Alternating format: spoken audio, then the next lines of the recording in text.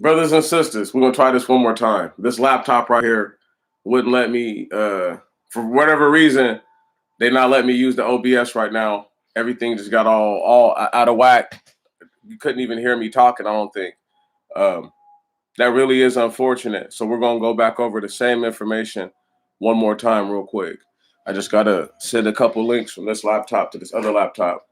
And then, so just give me 1 second to send the information from this one to this other laptop, just real quick. I just need a couple of these links, and then and we'll move on. So, as I was saying before, YouTube and the powers that be rudely tried to shut me down.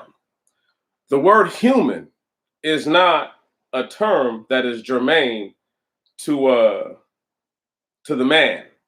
That it doesn't change anything. You know what I'm saying? Family, I hope y'all. I really do hope y'all come back. At some point and see that YouTube has made it difficult. Something that was supposed to be a straight up, pretty straightforward a message, but that's only because I made it hard on myself. I made it difficult for myself. Matter of fact, I know what I'm gonna do. Let me just go to my history real fast. And history recently closed.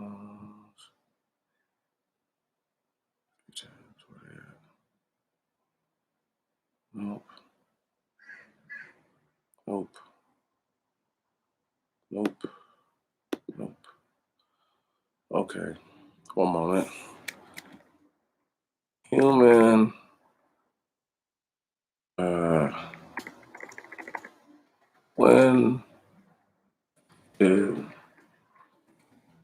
When did human start being used?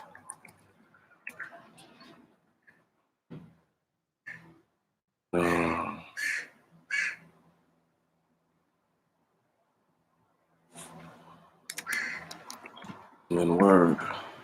Now there we go. 1 second. Okay.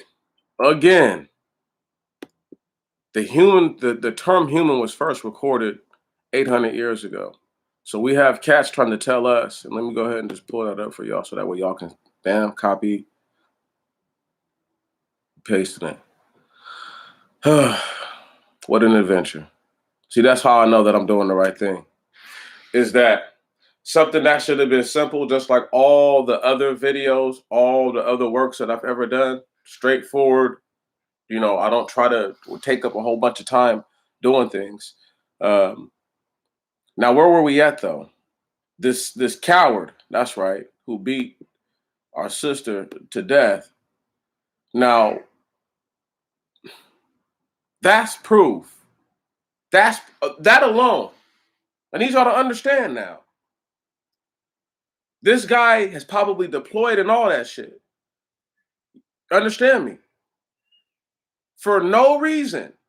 It cannot be confused that this dude did not help the United States military defeat the Taliban. Word? He was conscious enough to know that he had been punched in his face. I can put a lot of money on it. He got punched by a black person. What did he do? He went consciously, saw that there was a black woman, that's a soft target, a vulnerable target. He went and viciously assaulted her and murdered her. So bad to where she was fucked up beyond all recognition. That's what FUBAR means. Okay. This same cat, who, give me just one moment. Go to MSN. Whoa. He couldn't help the United States military. Let me just go ahead and go to the world section. Something should come up right away.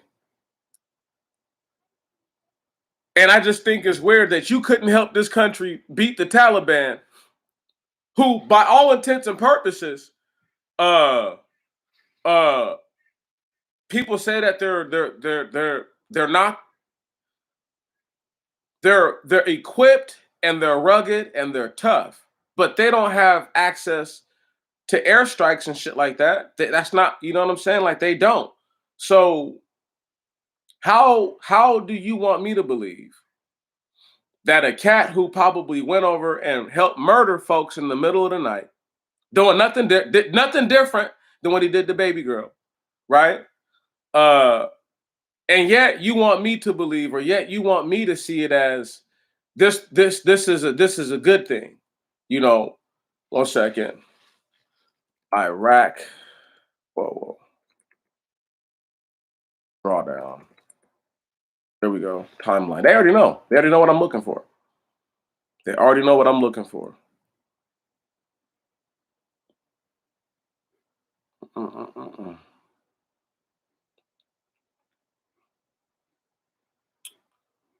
Okay. Troop drawdown. Iraq. Let's see. There we go.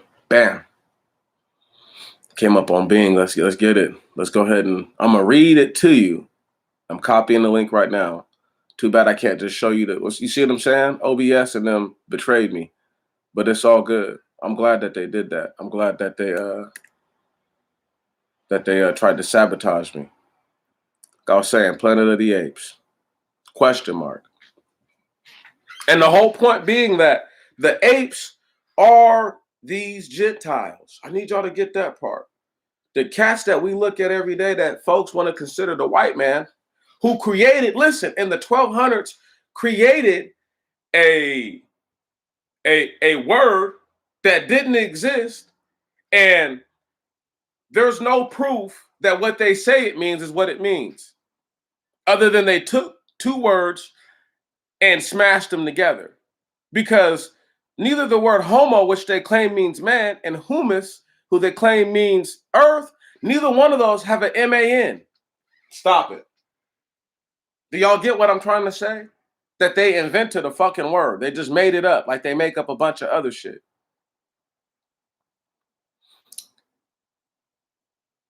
And this was published July 25th, 2021. What's today's date? Damn it. The 25th. So this video was published today. I mean, not video, but this article. Iraq's prime minister is headed to Washington this weekend to demand that President Joe Biden withdraw all U.S. combat troops from Iraq, announcing to Iraq media that the visit would put an end to the presence of combat forces. U.S. officials say that the United States is likely to oblige the request from Prime Minister Mustafa al-Kadhimi, setting a deadline to be announced Monday for the withdrawal of U.S. combat forces by the end of the year. Pentagon and other administration officials said they will achieve this by removing a small but unspecified number of the 2,500 troops currently stationed in Iraq and by reclassifying on paper the roles of other forces. Al-Kadhimi will have a political trophy to take home to satisfy anti-American factions in Iraq, and the U.S. military presence will remain. There will be no U.S. military forces in a combat role by the end of the year, said a U.S. official familiar with ongoing discussions. We anticipate some force adjustments in line with that commitment.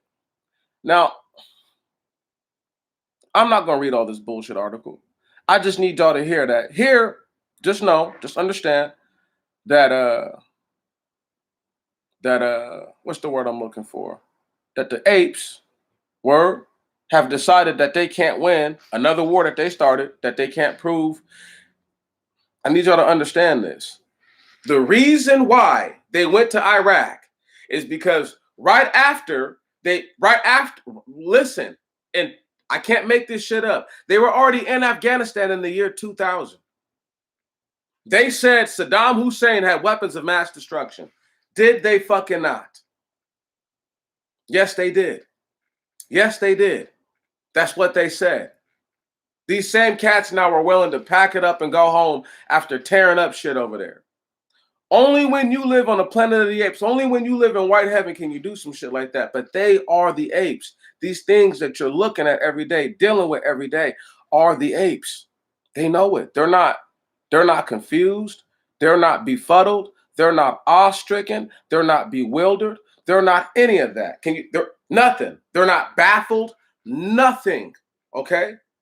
So when you want to tell me that cats who can literally, viciously attack a woman who's at work after you got your ass beat, and now you want to go fuck with this sister who ain't did shit to you. If that's not some hoe shit, I don't know what it is. Right now, as I speak to y'all, right, I have to go and to my channel and delete this last video, right? I have to delete it because they literally did me wrong, y'all. They did me wrong, y'all. Okay? They did me wrong. And they know it. And they know it. And YouTube knows that they did that wrong. Bro, like, y'all just don't know, man. The shit that I be going through just to try to get stuff done it's a shame that I even have to work so hard at it to make that happen. Now, Planet of the Apes. Let's go somewhere that juicy stuff. Do y'all remember the article? The first apex predator that I did with the crazy little white boy who killed the brother and killed the sister, murdered him, right? This is no different. But this is a trained soldier. He wants you and me to believe only on Planet of the Apes is this dude not already dead. Listen, he took his keys, okay? He put multiple keys in his hands like this. Probably had one for each knuckle. The sharpest of his keys, the longest of his keys, okay? Look at my fist. This is what he done to that sister. Only on Planet of the fucking Apes can you do some shit like that, be a trained soldier, and say I blacked out. Do y'all understand, like, the level of depravity that it takes to and then furthermore, this same cat, how he tried to play the game was right after he murdered the sister, he starts screaming, talking about somebody tried to rape him. He said somebody jumped on him and that somebody raped him or tried to sexually assault him. They take this clown to the hospital. They do the full checkup to see if he's been sexually assaulted. He hasn't. It took them 2 weeks almost to catch this dude. A week and a half. I need y'all to understand this. Or a week, my bad. I'm thinking of something else. It took these dudes 7 days to catch this joker. They already they had a suspect the night of. I remember reading it. This is a sister who got murdered now, y'all. I need to understand this. Why would this soldier tell y'all that he got punched in his face after drinking too much, right? Now, who knows what led to you getting into a physical altercation? Why didn't he call the police? Right? Why didn't he whip out his phone, drunk or not, and call the police? Why didn't he call his commanding officer? Right on. Why didn't he call his platoon leader, his squad leader? Right? Why didn't he do any of those things? As drunk as he was, he goes across the street or up the street, right? Once again, let me show y'all how he engaged, because y'all need to understand this. He put a key here, and he put another key. Where's my other long one at? And he put another key right here. Just like this. And he proceeded to beat that woman until her face was unrecognizable. If that's not the fucking Planet of the Apes, I don't know what it is. If that's not Planet of the Apes shit. Listen, y'all want to not believe that this is white heaven. Okay, that's fine. Answer this though. Where did they come from? Huh? Where did these cats all seed from? They'll tell you in one instance that their history is lost in the sands of time. But then there's other groups that were here 8,000 years ago, so-called, and they have documented to some degree that history. You have other civilizations that have a robust history. Don't write about these cats at all. They're only known about once they try to invade the actual lands that real people lived in, that men and women lived in. Mind the fact that Egyptians didn't call anyone humans. Mind the fact that Latins didn't call anyone humans. Mind the fact that anyone who spoke a Semitic, Hamitic, or Japhetic language never used the word human. Like I just read to y'all not too long ago. Words translated from Hebrew. Hold on. I was reading that where y'all couldn't even hear me.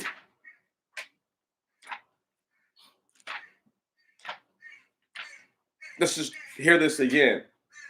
And let me just put up this human word for y'all one more time, right? Let me just go ahead and go to that page.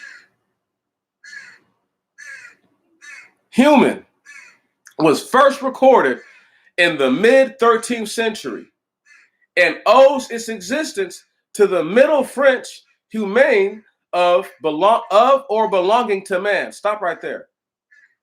Middle French being a certain time period where they changed the language to the language that it is now to separate themselves from the old Franc, old so-called Germanic languages, because those languages all use words that were extremely similar. So they had to separate themselves even from the cats who you would consider Slavic and those like nature. Let's just read it real fast. It says, "Wherefore, let me entreat you to read it with favor and attention, and to pardon us," means to forgive us, "wherein we may seem to come short of some words," meaning that the words that they translated is not the true translation. "For the same things uttered in Hebrew and translated into another tongue have not the same force in them." Stop.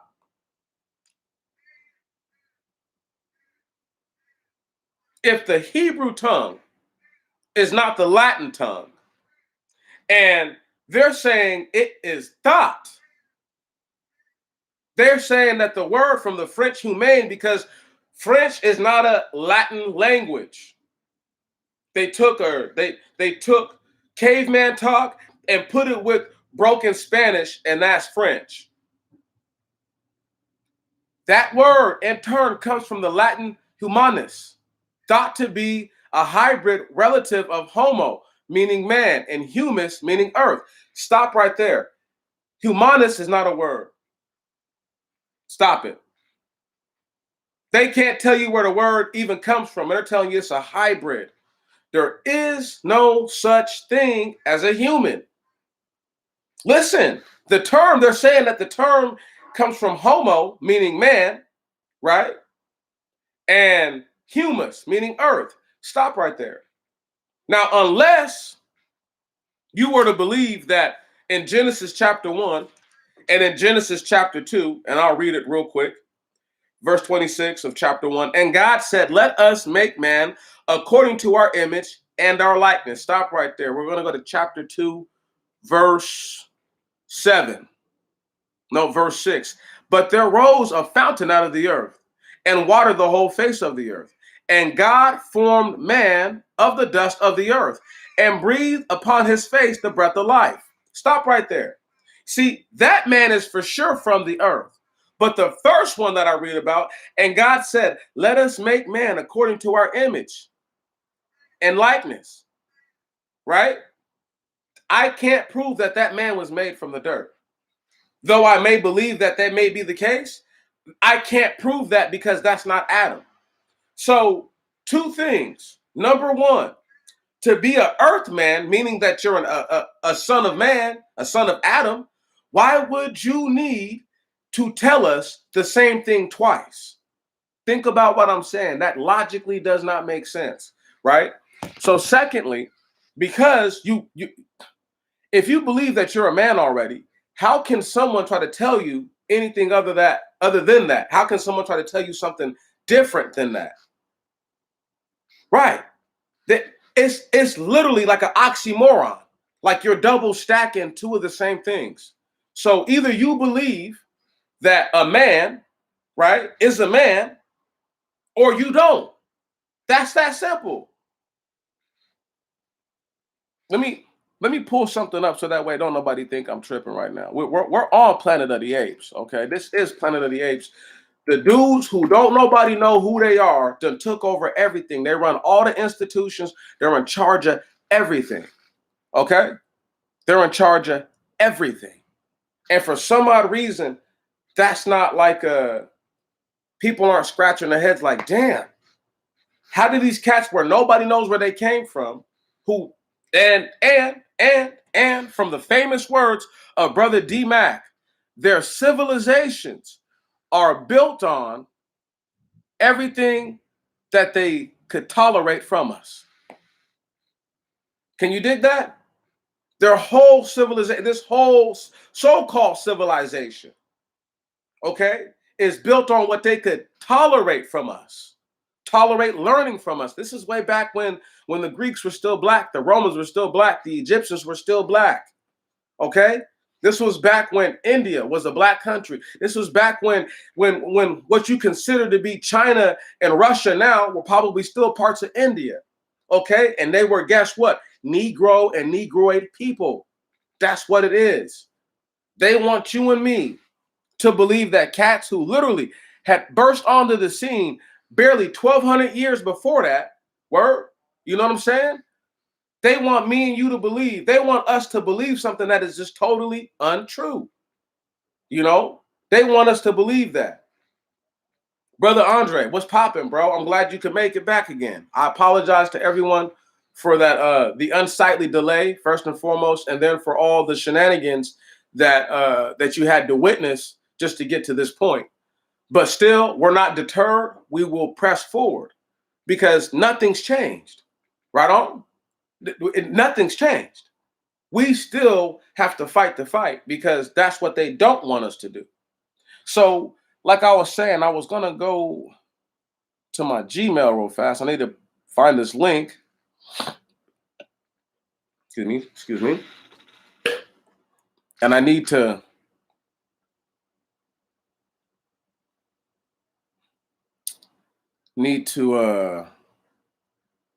oh, come on, man.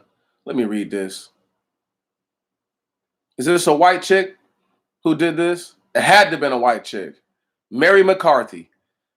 Bro, thank you, bro. I got to send this to everybody, bro. This is crazy. This is Planet of the Apes behavior. Listen to this.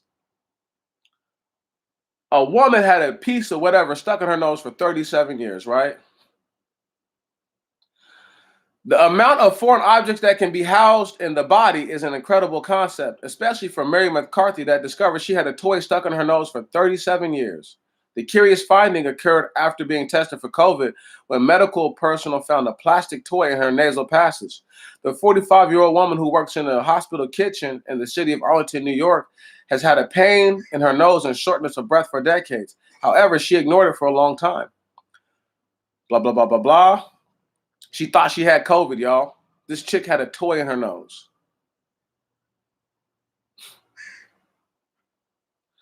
The McCarthy siblings put pieces up their nose and blew them to see how far they could do it. At age 8, Mary inhaled a piece instead of blowing. She said she was afraid to tell her mother, so she kept the secret and the piece stayed in her nose. Stop right there. Stop right there.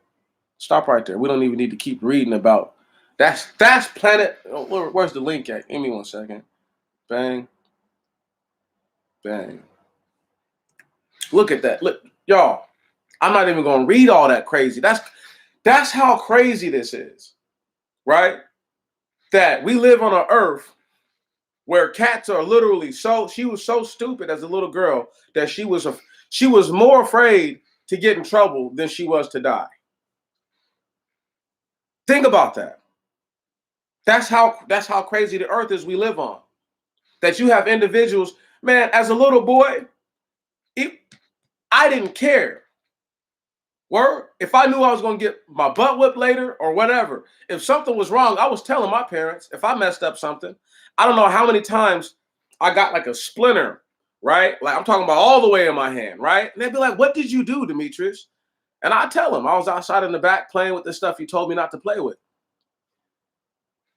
Now I want to whoop you, but you didn't. But you went out there not listening, and you didn't got messed up anyway. So I ain't gonna whoop you because you didn't learn your lesson. Now they sitting there You know, they're telling you, man, you're gonna have to wait a couple days to get the splinter out. You want it to just come all the way out. Oh my goodness, right? Now, a splinter is not a piece of plastic stuck in your nose, but just understand, I was never so stupid that once I got hurt, I didn't think I needed my parents. And I was never so stupid that once I got hurt, I thought that it would be, you know what I'm saying? It would be more trouble to stay hurt than it would to try to get unhurt. This lady went, now this is how you know that she never did nothing serious. She went 37 years. She's 45 years old right now. Okay? That's 15 years older than me. This lady went 37 years. She went longer than I've been on the earth with a piece of plastic in her face. But y'all want me to think that that's a person. Now, people be like, oh, but black people do things. Black people don't have access to medical anything. Oh, you think she paid for that to go get that check? That her insurance paid for that. We all know that. So once again, how are we not dealing with the Planet of the Apes concept? I mean, like I told Andre, I wasn't sure if everybody was going to be all the way in it, but I really do hope, because yesterday I was talking to Brother JP Hope, man, we chopped it up. We had an epic, you know, to me, I always feel like, you know, like those are, anytime I talk to people, I feel like we have an epic conversation, you know.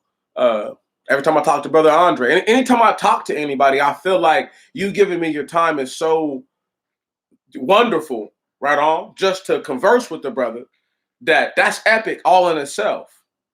And when we get to talk about the Most High God and we get to speak about how things are on the earth, that's even more better. And what Brother Hope was saying, you know, is that you know, his approach to a lot of things is knowing that if he just doesn't make a scene, or if he doesn't get loud about the things, then he can try to pretty much get by and avoid the issues that come with being around these two-legged Gentiles who walk upright and believe because they walk on two legs that makes them a person, right? Same Gentiles who couldn't even master the already established languages on the earth and learn to speak them. They couldn't. There would be no need for all the different languages if they all spoke a collective language when they first came from wherever they came from. Right. Also proof that the groups of them that were taken in by the Romans and taken in by the Greeks were taught how to talk. They were taught all these things, right?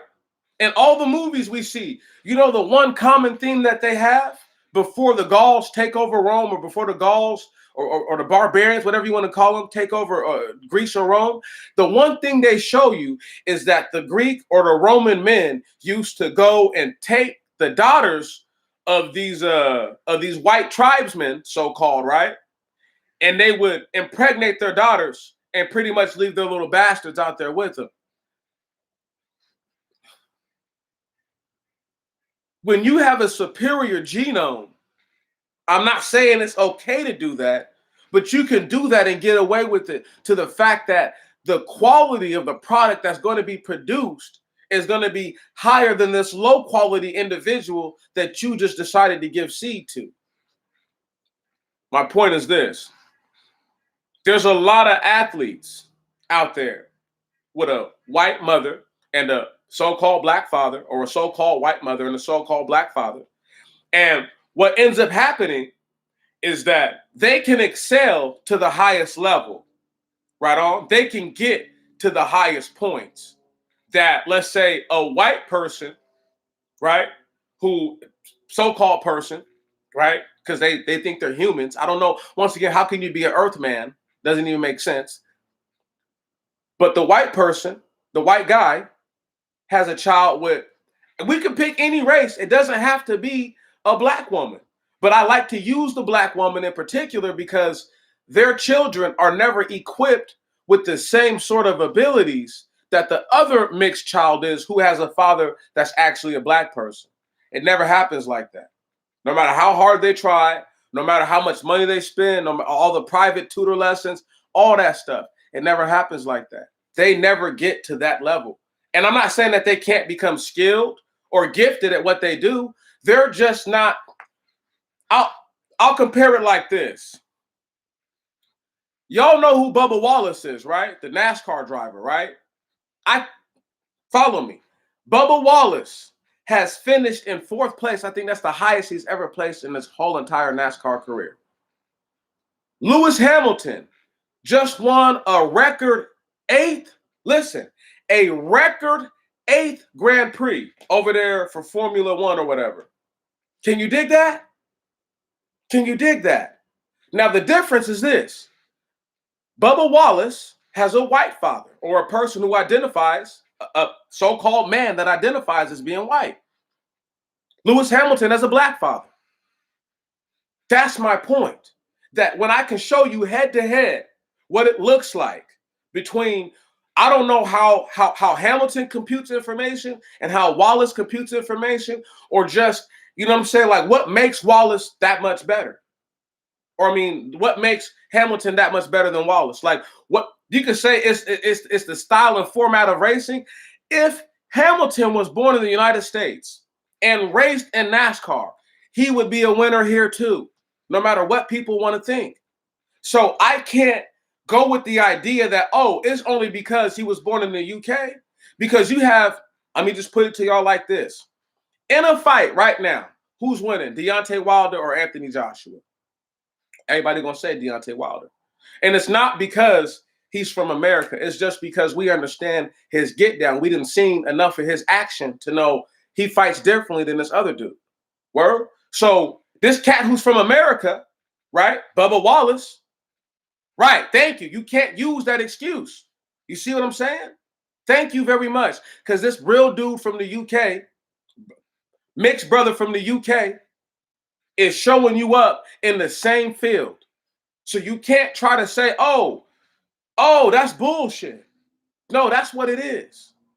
Only on the Planet of the Apes, dude, are you going to be in a situation where you could be better than everybody else, something around you. You could understand things that no one else understands and still be oppressed. You have to be somewhere where they're actually not people and they think they're people. See, the apes thought that they were better than the men in the movie. I don't know if y'all have ever seen the original 1968 version of Planet of the Apes, right? But that's the one y'all need to watch, because the 2001 version with Mark Wahlberg, and then the 2010 or 2011 version with or 12 or 13, whatever year it came out in, right? But the first one I want to say came out in like 2011, of the new ones with James Franco. Look, you can't use those as your barometer. You have to go all the way back to 1968. Right on? And in their movie, I need y'all to understand this. These are white folks playing monkeys, right? We were always told that Planet of the Apes was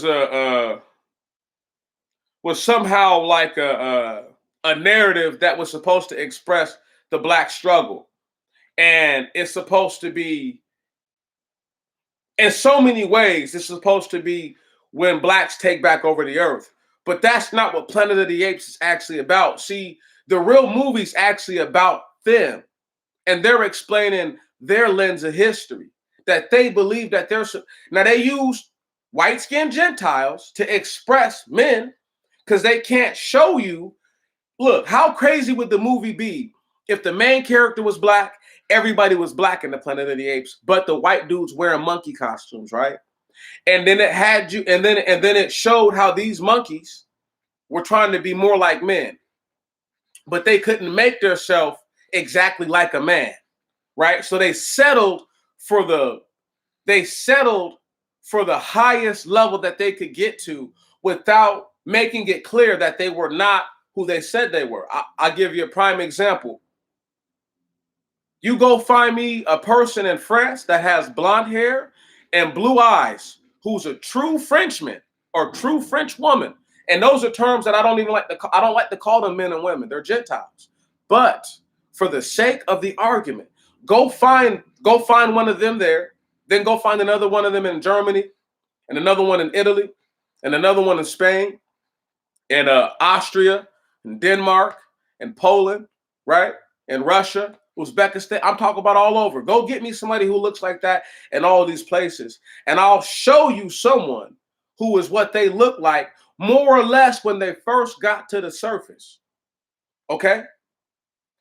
Furthermore, it proves my point that these things were bred into normal societies, regular societies, because they don't even have the genotype to support the phenotype they claim is the most pure version of themselves. Most white folks have brown hair. More than half of them have brown eyes. Somebody go look this shit up and think I'm tripping. Somebody go find it and think I'm tripping, because that's where I'm at. We all know this for a fact. We all know this for a fact. There's white. Look, man, Tom Hanks. I showed y'all the picture of him when he was young, when he was a young buck or younger. Don't nobody want to hear that. How does Tom Hanks have curly ass hair? Once again, they want you to believe they all have straight hair. That's an image they superimpose on you, so that way when you see one who doesn't have straight hair, you automatically accept it. For a long time to get into Hollywood, you had to have curly hair, brown curly hair, dark brown hair, almost black. Yeah, that was the role. That was the modus operandi for Hollywood. Then it slowly changed once the earth started. Once black people, especially, started to get more learning under their feet and started to get more of the knowledge of self back and could just visually look at a situation and understand, okay, for them to look like that, they have to have a certain genetic pattern. I'll give y'all a prime example. Dr.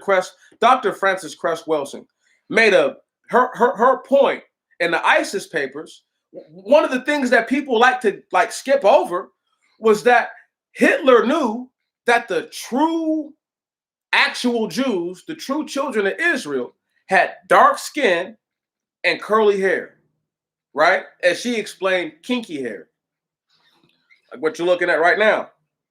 And she explained that the reason why Hitler was so hesitant to let the real Jews come over is because of their physical description. He didn't want them to mate with the Germans, who were already a genetic abomination by all accounts. No matter what you say, what you think, that's a fact. And they didn't want for them to come over there. Austrians, all of them.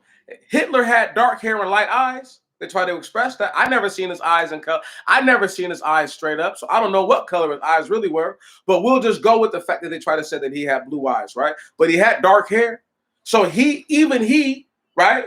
Almost, it's been 80 years, or going on 80 years since World War II. Follow what I'm saying, right? And it's been 80 years for sure since the start of it. Follow what I'm saying, y'all. This individual literally was, be with me, God. Give me the words to say. He was the prototypical stance to what they didn't want to keep looking like. But Hitler didn't know, bro, you don't have the numbers to produce the individuals that they all feel they should be like. That's number one. Number two, you don't have the genetic structure meant to copulate and to continue your bloodline on without complications, without crazy complications. My point is this right here, is that while you are sitting here looking around at these white-skinned apes, because that's all they are, is a monkey, right? Is a monkey that can talk back to you. That's all they are, because they can't tell you where the fuck they come from, number one. Number two, but while you look at them, understand that they know that every time they see your brown skin, every time they see your curly hair, right on, every time they get close to you, they know that this is as close as I'll ever be to a person. Did y'all hear me? Let me repeat myself. They know. This is why sometimes white folks go out of their way to invade the space of black people. because they know that this is the closest I'll ever be to being an actual person. This is why these white dudes go out of their way to try to get with sisters now. This is why these white chicks, even they try to say, oh, these brothers are the lowest hanging fruit. And if they're such the lowest hanging fruit, why are you even dealing with them? Right. Because white folks understand something. If they're a black person and they're in this nation and their bloodline has survived up until this point, they're true survivors. By all intents and purposes. Okay? You see what I'm saying? Because it's different to have migrated to the U.S. and then to start to see like, oh, this shit is backwards here. It's just as backwards in the U.S. as it is in Somalia. You know what I'm saying? Only difference is everybody can afford, they can afford to throw away food here. That's the only difference. But once again though, cats who've been here know about what the struggle actually is here and understand it. And even dudes who aren't from here who acknowledge the struggle. So when they get here, they're not surprised. They're like, I already know white folks are racist. They're racist where I'm from. So why would they be any less racist here? They just learn to not rock the boat. And that's how they're able to excel and make their way in society. That's how they're able to become someone. But the truth of the matter remains. They want me and you to believe that cats who have never been able to float or afford themselves basic luxuries, like, you know, when the Irish had the potato famine, the fact that they couldn't grow anything other than potatoes should tell y'all that they're not people. I mean, that alone. Right. But they all add the name men behind who they are. Irishmen, Frenchmen, Englishmen, right?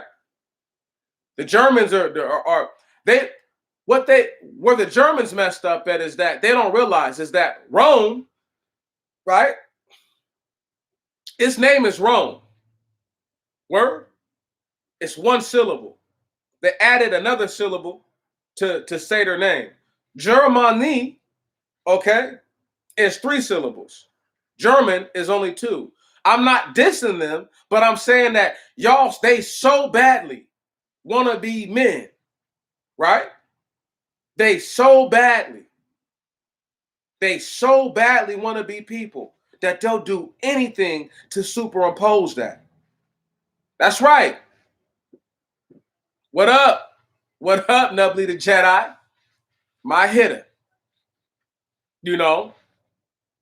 But they so badly want to be you. They want to get close to who you are.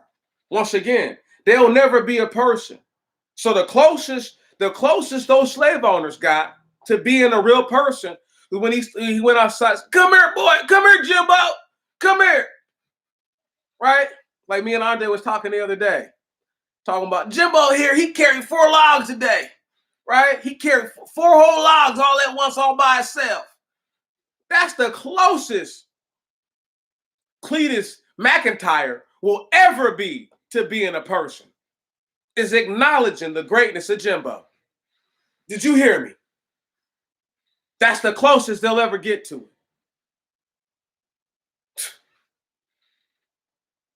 You got to understand. They want to be you. If they could switch the roles, they would. They want to be you so bad.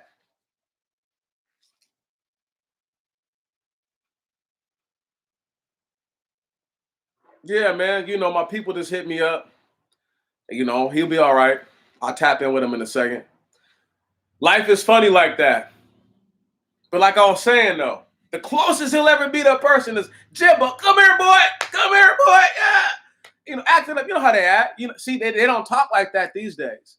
You know, like I said, Yiddish speaking dudes who could never learn the English language, no different than the cats who couldn't learn the ancient languages back in the day, came over here, didn't want to learn English. And the English that they were speaking was so broken and was so busted that to this day, Black people speak broken and busted English because of Yiddish Jewish slave owners. Only in Planet of the Apes can the damn dirty apes be in control of everything and don't nobody see it? And they're all trying to kill one another. So it's not like there's one group of the apes that are peaceful. None of them are peaceful. None of them just want to be left alone. And what's even more sad is that they'll deny the most basic truths to feel comfortable. So so follow me. They'll tell you how hard a guy worked on a tractor, but there were no tractors for slaves, homie. Did y'all know I read an article the other day? Only in Planet of the Apes can some shit like this happen. Less than 2% of all the farmers in the United States right now are black people who actually own and operate farmland. Less than 2%. All the farmers in this country at one time were black people. You couldn't pay these peckerheads to do nothing. They get government loans to do what they do. Let me repeat myself. They're in the business of begging for handouts, get handouts given to them, and swear on the God Almighty that they're real men and real women, even though they don't work. But we'll tell you some Pauline bullshit that a man that don't work don't eat. That's family. That's the truth. There wasn't none of that stuff for slaves. None of it. You know, like black people did everything the hard way. And for some odd reason, these cats are like, oh, well, we have technology now that, okay, so why'd you get rid of all the black people? Huh? So you don't want to pay them what you'll pay a white person, so-called white person, to do this job where they're doing relatively nothing, and then they fuck it up, and then you give them 100 million chances. If it's a nigga, he gets one chance. I had two fingers up. That's one finger too many. If it's a nigga, he gets one chance. And if he fucks up, he's out of there. That's it. That's how they do it. And they will never hire another black person ever again. Shit. That's the facts. People don't want to hear that because that makes everybody uncomfortable. But we should be comfortable hearing that. We should be okay hearing that. And that shouldn't bother. Like, for example, it's awkward how they want us to call dudes farmers who aren't even farmers. They spray pesticides on everything. They don't listen.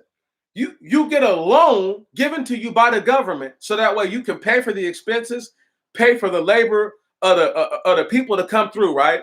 What's weird is this, though. These so-called white people don't band together and just live on those farms and just go through the struggle for one season. Right. Right. The actual real struggle for just one season. They don't do that. No, that's way too because they'll be talking about, man, when they get their asses out there to working and there ain't no black people around, the first thing they want to say is, man, slavery must have been the shit. That's the first thing they say. It must have been the shit. Because they know that during that time, they would have been doing very little work.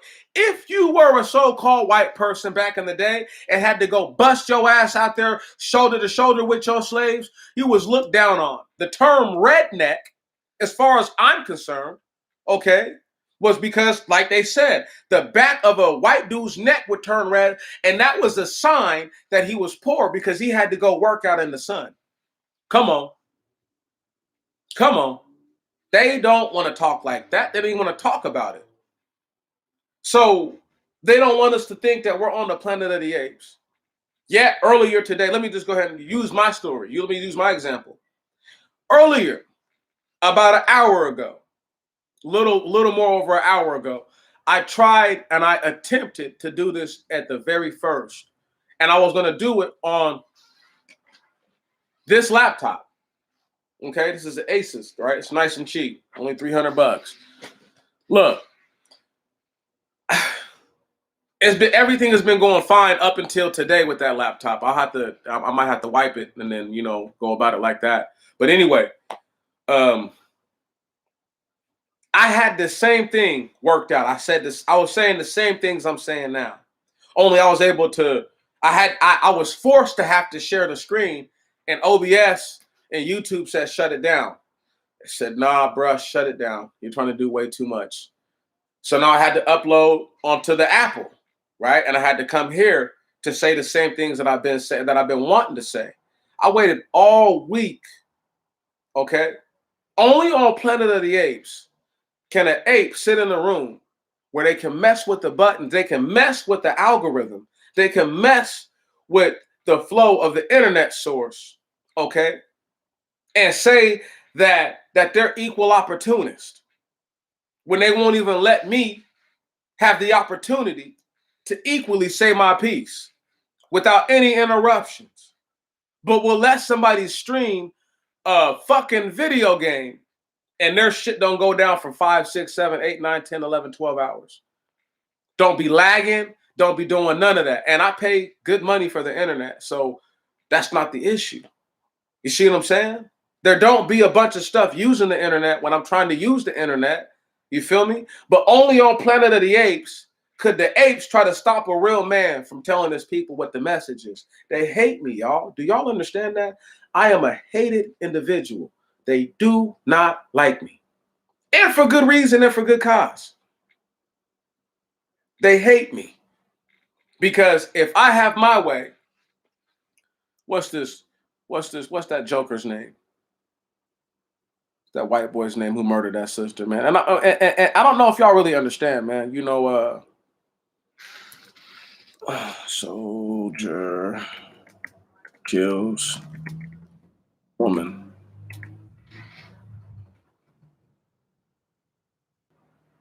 Nope. See, that's weird.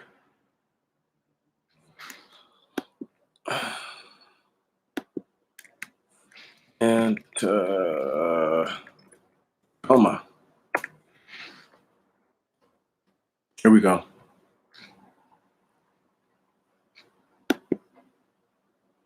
Let me just read. I gotta read this shit to y'all one more time.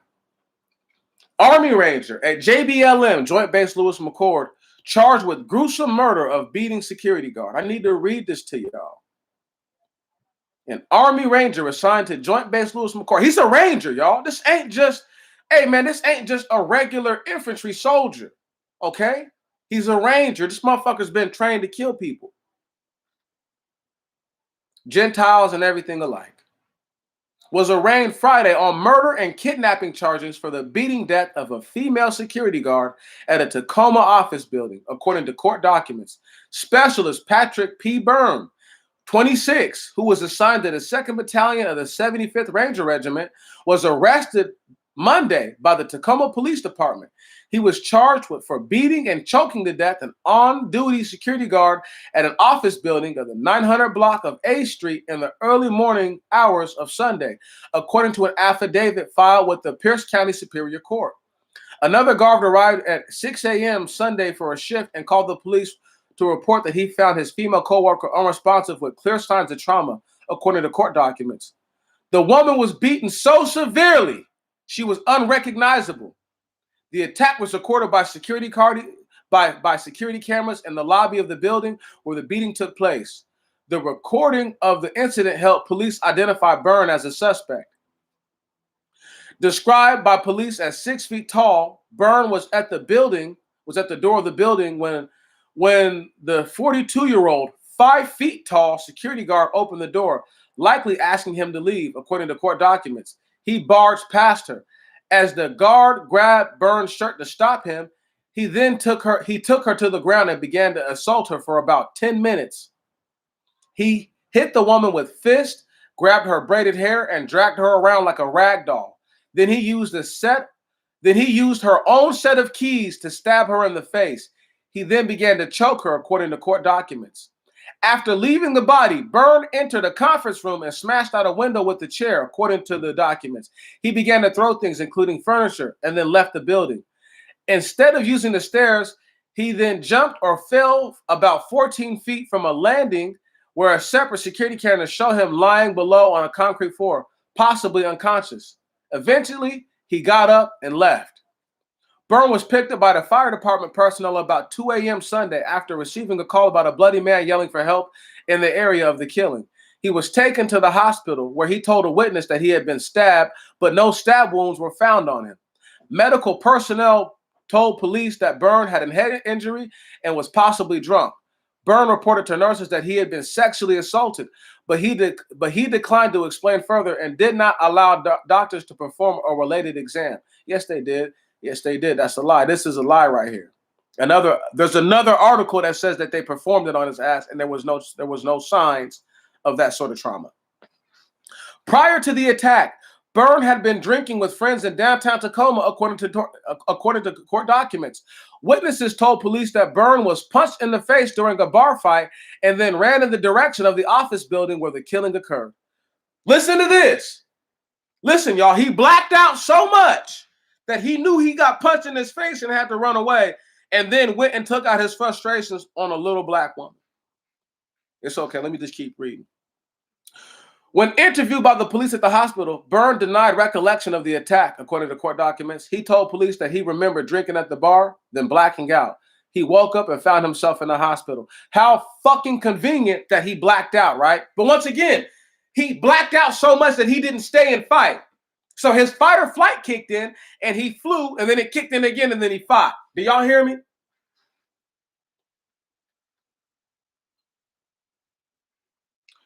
Byrne was charged with 2 counts of murder. That's right. 2 counts of kidnapping and 1 count of burglary, all in the first degree, according to online court records. His next hearing is scheduled for August 16th. Byrne entered the Army in 2019 as an infantryman. He completed the Ranger Assessment and Selection Program in 2020 and was subsequently assigned to Lewis McChord, according to U.S. Special Operations Command. Byrne has no operational deployments.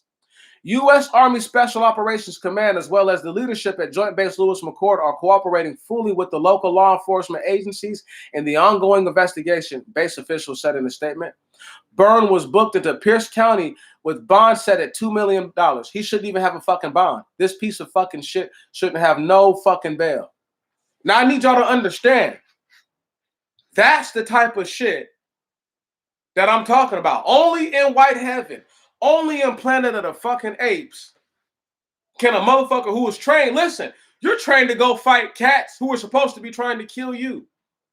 This woman was doing her job, lost her life literally in the line of duty. You know what they should fucking do to this guy? The Army should bail his bitch ass out and then send him on a fucking suicide mission. A one-way, one-man mission. If you make it back, it's like the Dirty Dozen. Okay, just like the fucking Dirty Dozen, only it's the dirty one. Okay, if your bitch ass make it back, then you free. Don't try to. You can't call for air support. You can't call for none of that shit. There will be no backup. It will only be you. That's what the fuck they should do to his bitch ass. They should send his bitch ass on a suicide mission. Since he's so fucking tough, right? I mean, he beat her to death. He should easily be able to go over there and do that shit to some jihad terrorist. He fucking gave the Army a black eye that will never go away. I can't think of a time when a soldier, trained killer, and the motherfucker's only been in the Army for 2 years. He joined in 2019. It's 2021. And they let this fucker go through Army selection, the Ranger selection. Bro, you used to have to be in the Army for 2 or 3 years to really get to fucking Ranger school unless you signed on for it in your contract. This is a fact. They got this fucker, so unless he signed that in his contract, okay, he shouldn't have never even been trained to that level and degree. He used her own keys. Listen, he's supposed to be blacked out, but he used her keys to deform her face. Let me say it again. She was effed up beyond all recognition. That's FUBAR. We all know what that is. That's what he done to her. But he's in a special part of the jail for murderers. I've been to Pierce County, right? I've been locked up in Pierce County. Look, I know exactly how the setup is. Even though I wasn't supposed to be where he was at, they separated me from all the rest of the dudes in jail because I was giving cats information as to how to fight their cases. Anyhow, it's a separate part of the jail. You have your own cell to yourself. They only let you go out and eat at a certain time. Like you have to go get your food, right on. Sometimes they even bring the food to you. Word? You know what I'm talking about? So this dude might not be having any physical contact with anybody, but he should. He should be in Gen Pop. He should be with the rest of the motherfucking inmates. Right. He should be with the rest of the motherfucking inmates. Preferably where all the niggas is at. Preferably. And then let's see if he makes it to August 16th. It's fucking bullshit. This motherfucker has bail and he's not even around the same general population. So that way some justice can be served on his bitch ass. And we gonna see how tough the army really is. We gonna see if you army strong. Does anybody understand what your boy is saying right now? This is Planet of the fucking Apes. Only where the monkeys are in control can some shit like this take place. He should have been dead. Listen, he should be dead right now. He should be dead right now. What's the point of you having a camera? You know who the fuck he is, and you won't exact the proper amount of. He took her life. He deserves to die. It's that fucking simple. There are dudes in the army right now doing life sentences for killing folks in Iraq. Right, killing innocent civilians. People who were not involved in that conflict. And the U.S. military has, for in some cases, not in every, they're not gonna obviously get justice for every little thing done wrong.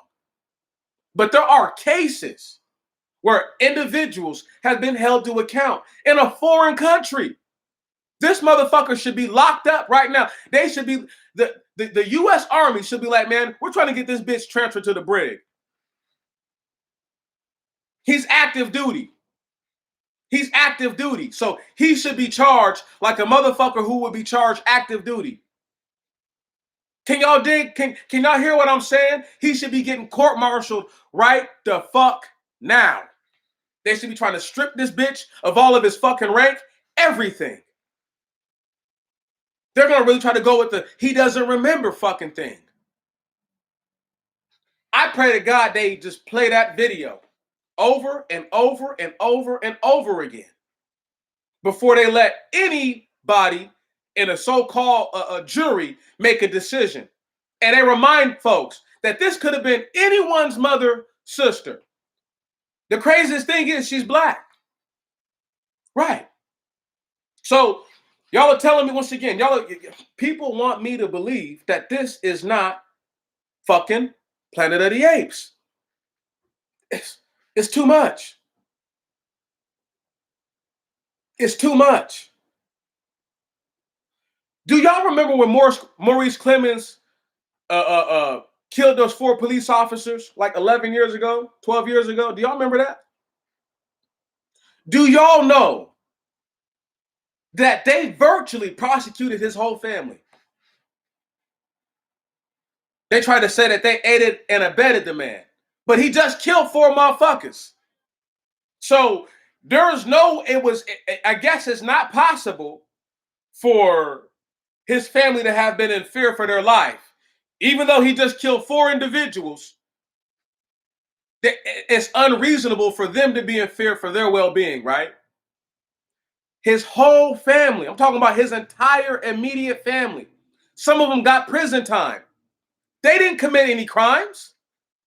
You follow what I'm saying? Only in Planet of the Apes can you be a black person and they go after your whole damn family when you do wrong. But when one of these dirty ass Gentiles who think they're apex predators drive Class B CDL type vehicles, right? Something that would take at least a Class B driver's license, drive it and plow it into someone's home or to a building, hop out and start shooting at black people. Wife not charged with the crime.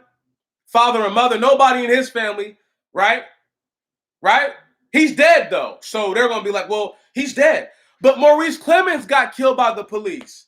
And there's information where they said that Maurice Clemens was attempting to turn himself in, was attempting to surrender. Please. Please. Do y'all remember the picture of Maurice Clemens handcuffed with bullet holes in his head and shit? They made that a thing? Y'all weren't here to see the funeral procession that I saw 12 years ago for those police officers. From all over the United States, they came. From all over the United States, they came out here. It was something I've never seen before. It probably never happened like that again anywhere else. Do y'all feel what I'm saying? It's that crazy. Give me 1 second.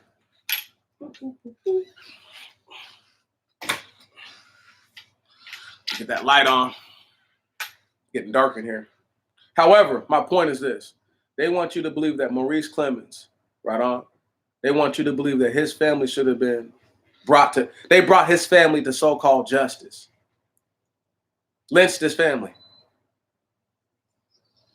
That's okay, though, because we live in a place, once again, it has to be okay, I guess. Because we live in a system where no one challenges anything. No one. You got cats right now who are alive who are talking about bootlicks to the old media, to white media. That does not supersede Planet of the Apes. Just like white supremacy does not supersede white heaven. Can y'all dig it? This is where we're at. These white monkeys was what? 1 second.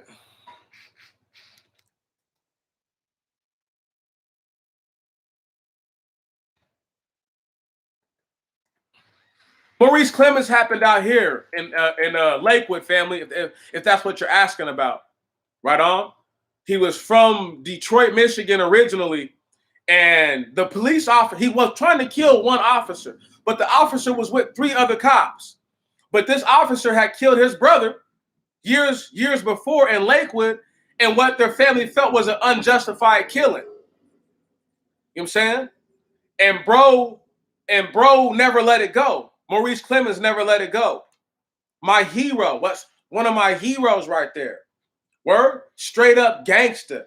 Walked up into the cafe, blast 3 of them. One of the cops was able to tackle him and shoot him in the stomach. He shot him in his head. Boom. Did Maurice Clemens try to kill anybody else?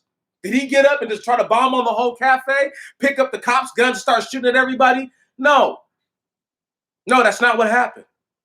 Had the one officer he wanted been all by himself, he would have got killed all by himself that day.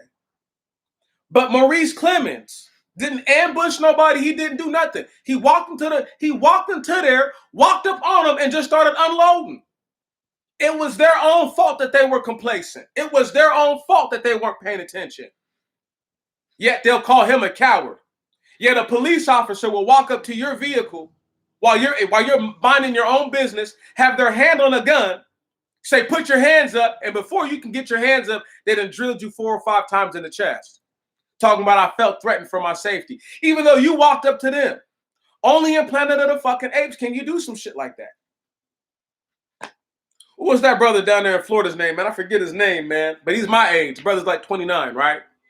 And that cop walked up to him. The brother was sitting in his car, right? And as opposed to the police officer being cool and saying, hey, you know what, man? You know what? If this is your car and you actually stay here, I don't need your ID or nothing. I just wanted to let you know that you just looked a little suspicious, not because you're black, just because of the time of day. And, you know, you just never know what anybody's up to. It could have been a real peaceable exchange and interaction. Instead, the dude ended up getting shot in his fucking head. And he's lucky that the brother didn't just unload on him. Right. That's what I'm saying. Then who did they send after this brother? The feds. So this is my point. Here in White Heaven, on the whole earth of Planet of the Apes, because the apes run everything everywhere, whether it's a black mongoloid, a white mongoloid, or a yellow mongoloid, they running shit. Don't nobody who look like me really run shit on this earth. Ain't nobody who really look like me, no shakers and no movers. It don't happen like that. They're not letting a nigga like me get nowhere. Okay? It won't happen. Way too much backbone, way too much spine. You understand? I couldn't defecate it out if I wanted to and then hang it up on a hanger so that way I could just flop around like I was Kenneth fucking Walker or somebody. Anyway, I don't even talk about pieces of shit like him. Because only in Planet of the Apes could a nigga like Kenneth Walker shoot at the police. He's the luckiest nigga I know to this day. He's the most lucky dude I've ever known to shoot at the police. And have that many rounds returned in his general vicinity and not be struck once. He's the luckiest dude known to man. Straight up. Straight the fuck up. But only in the Planet of the Apes, only in White Heaven can some shit like that even happen, even take place. Where you put your loved one in danger and then you don't end up paying the ultimate price they do. It's backwards. But this is how the shit goes. Now, I could claim that Kenneth Walker was an informant for the police and that he worked effectively to not only get Breonna Taylor murdered, but his cousin murdered and a couple other of his close affiliates and associates. We're not going to go there. What we're going to talk about is the fact that we have over us apes of all different persuasion, all different kind of monkeys. We got macaques, we got orangutans, we got gorillas, we got chimpanzees, we got spider monkeys, we got baboons. What else? What else is out there? We got lemurs, right? You follow what I'm saying? Right? We got all these different little apes running around and in charge. And every once in a while, there's a real person who's just in the mix. Every once in a while, they'll pluck a Andre Wickham. They'll pluck a Nubly the Jedi. They'll pluck a Mike Woodard. Okay? They'll pluck a Roger Spice. Right? They'll pluck a brother Corey Tyler. Right? You see what I'm saying? Right? A Brandon Johnson. Right? They'll pluck you. Right? They'll pluck a Tammy Bowser out of nowhere. Get over here, right? That's what they do. And they'll pluck you and put you in a position that if you deny the position that they're putting you in, the suffering that you are already going through is going to get worse because they'll make it to where you can't get what you should be able to get regularly because they'll have tarnished your name and your reputation. This is a fact. This is how they operate. This is how they move. Only on the Planet of the Apes, though, we have to be, listen, y'all, we have to be in the middle of a straight insurgency of things that are not supposed to be. They're not supposed to be here. They're here. White folks are here on the planet like asteroids fall, like meteors fall, right? You hear what I'm saying?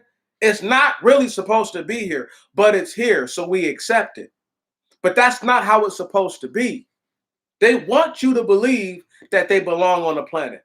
If they belong on the planet, why don't they just call themselves men? Why do they feel the need to go against everything righteous?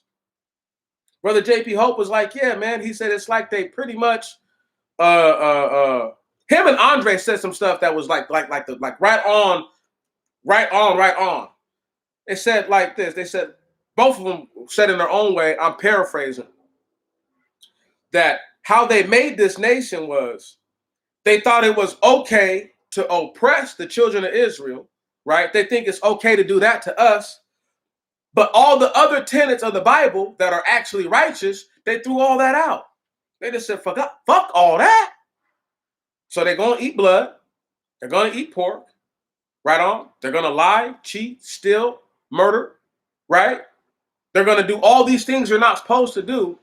But then tell us, right, for a slave to obey their master.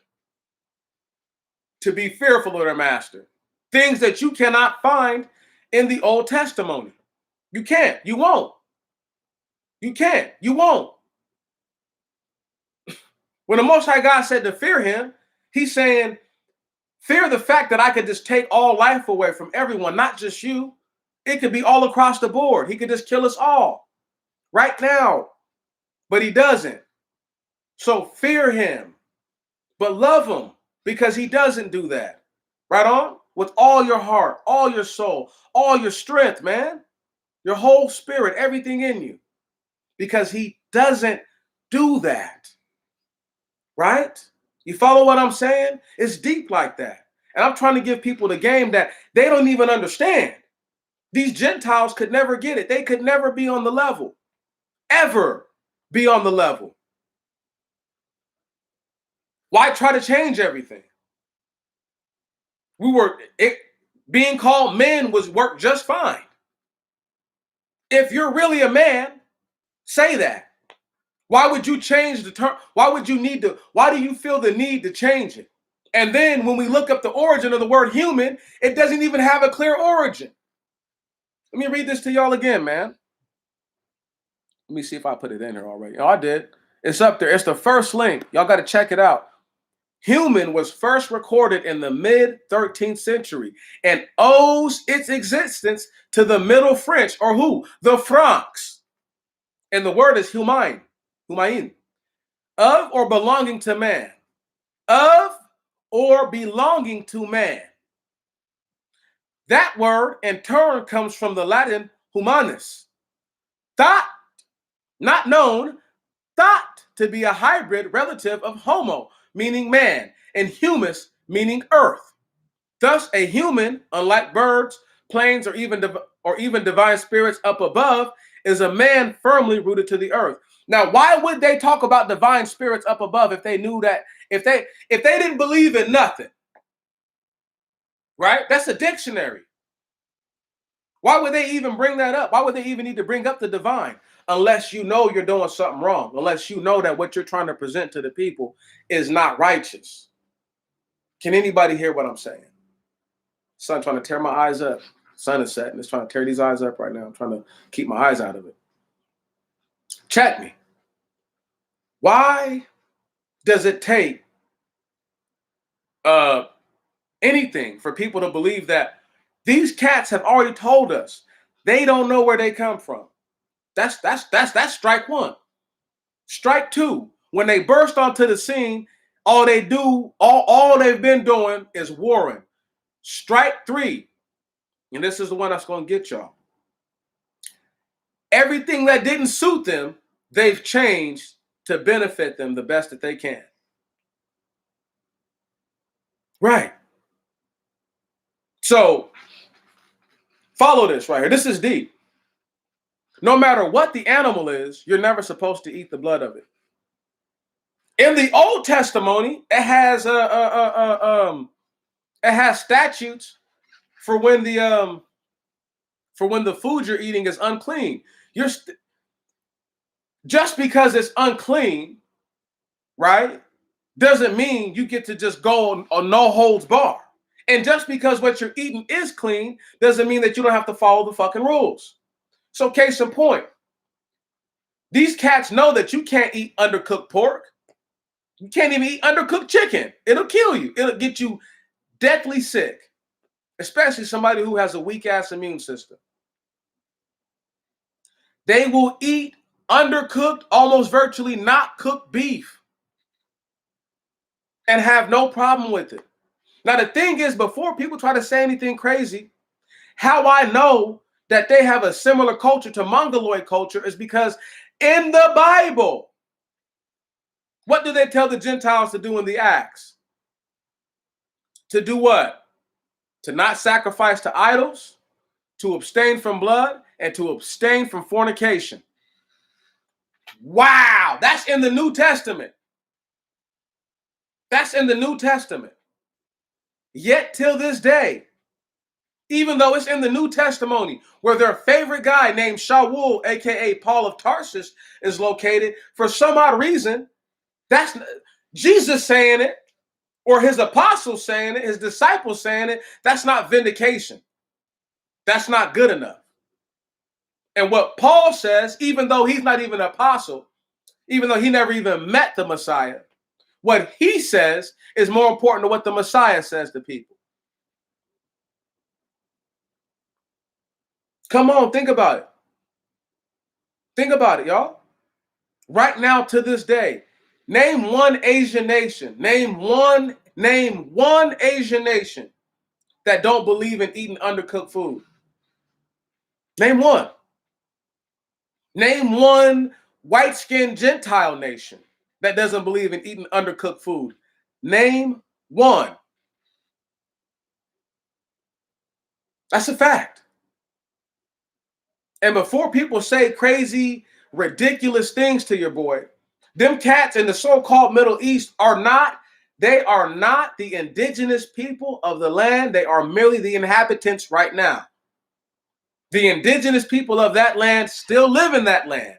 are oppressed in that land, and were a lopsided number of the victims who were lost in Afghanistan and Iraq. Right now, your brothers and your sisters in Yemen fight for their freedom, backed by the Iranian government. Once again, tip my hat to Iran. Tip my hat. Because them Houthi rebels look more like me than any Khazar ever will. Can y'all dig that? Can y'all feel that? Am I making sense right now, brothers and sisters? That the conflicts that you know about, okay? Planet of the Apes. These apes have been able to go places and mercilessly take life. And it's easy for them all to gang up on someone, but they don't want to fight toe to toe. And they don't want no fair fight. Fair being that your opponent has the chance to deal bodily harm or death to you like you seek to deal to them. That's fair. And we have too many brothers and sisters who don't realize the damage done by these monkeys, by these Gentiles, by these apes, and the whole planet of them. Because what have they done for you? Tell me, sisters and brothers, what have they done for you lately other than make your life more difficult than it should be? I'm waiting. I'm gonna talk, but I want somebody to tell me, what have they done for you? Tell me. I need to know. I've got to know. Okay? Because it bothers me to the greatest degree that I could show. I uploaded like 5 or 6 videos this week, 4 or 5 videos this week. I've uploaded more videos this week than I've probably done talking about just consistently this year. I've uploaded more videos this last week than I've done all year consistently. Now, that do be in part. Now, let's go ahead and explain some Planet of the Apes, some drama I'm going through in my own life, right? I got fired from the spot. No surprise there. Why I got fired, though, is because this gay dude named Manuel, who calls himself Manny, Mexican dude, right? He violated my personal space. Now, as opposed to me trying to kill Manny, I made it known to a group of people the following day right in front of Manny that if he ever violates my personal space again, I'm going to slam his motherfucking head into the ground. But I need y'all to understand that why I'm going to slam his head into the ground. Word? I didn't just take it upon myself to try to kill Manny, which I could have done. Word? I could have done that. But I didn't do that. You see what I'm saying? I took the high road. I took the highest road that there is, which is to still call out the evil for what it is, but not to be angry, but sin not. It's still a sin to kill someone, even if it's just a Gentile. It's still a sin. It's still a sin. Blood is blood. When you shed the blood, once you kill someone, they're not coming back, number one. Number two, that blood is forever on your hands. So just because you wash your hands and the blood comes off, it's still there. Right on? This invisible frequency, it'll always be there. It'll never, ever go away. And so, as opposed to, once again, trying my damnedest to get Manny up out of there and showing him what these things up here feel like, right? I didn't do none of that. I didn't, you feel me? Get on top of that. Boy, I'm trying to tell y'all. Wanted to hit up under his chin, just rapid uppercuts on him, or just anything that would have made it, and then slam his head into something, right? You feel me? Like, nigga, who the fuck is you, bruh?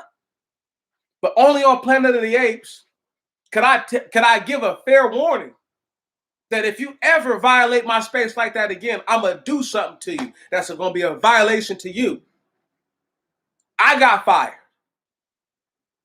Right. The gay dude didn't even get in trouble.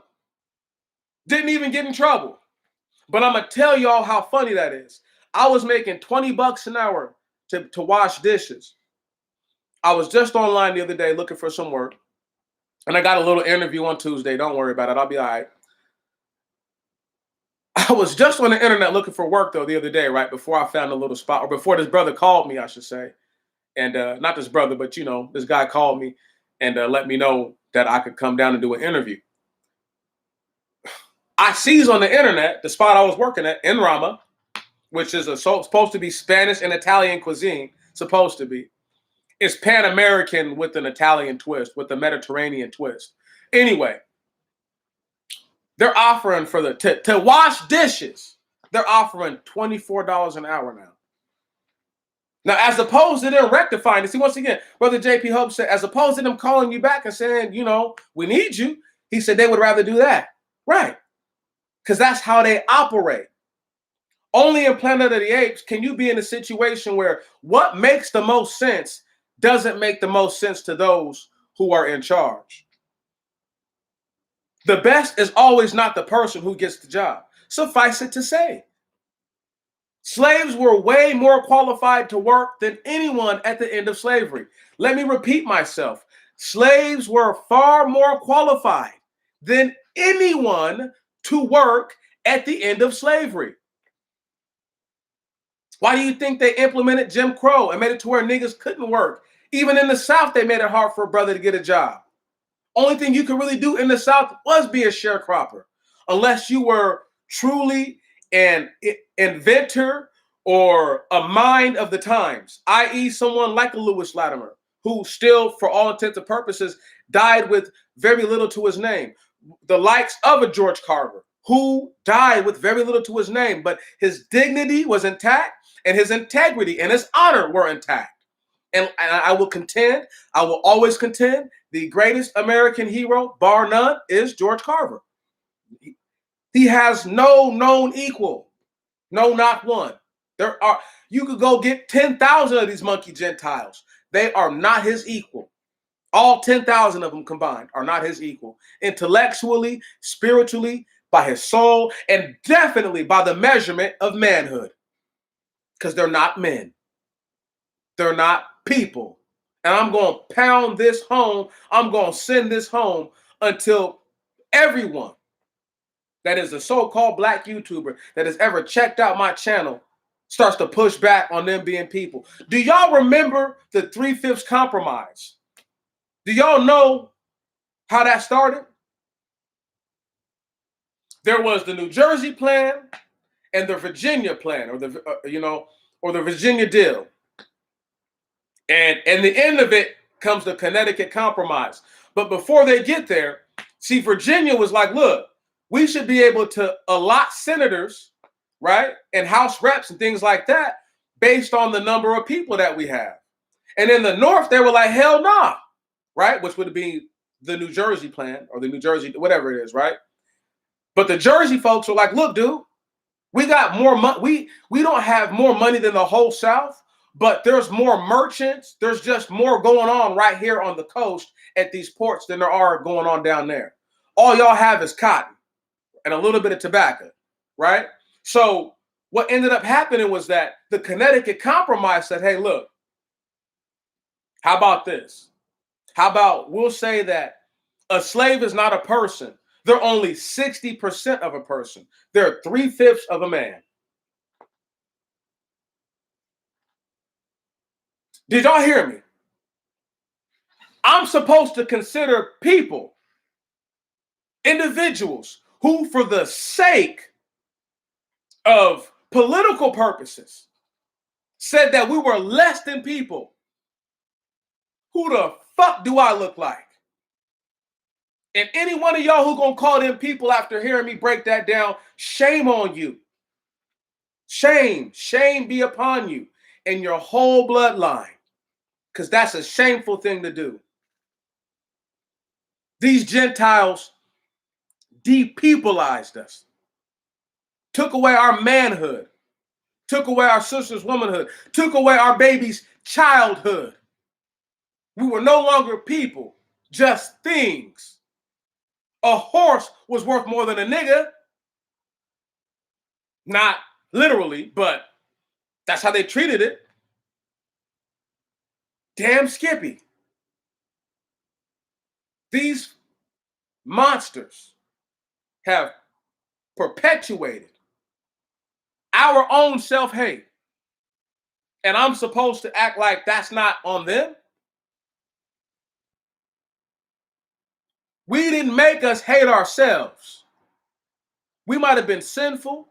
We might have been wrong and all those things and rebelling against the Most High God, but we did not make us hate ourselves. They stripped the language that the people spoke from them.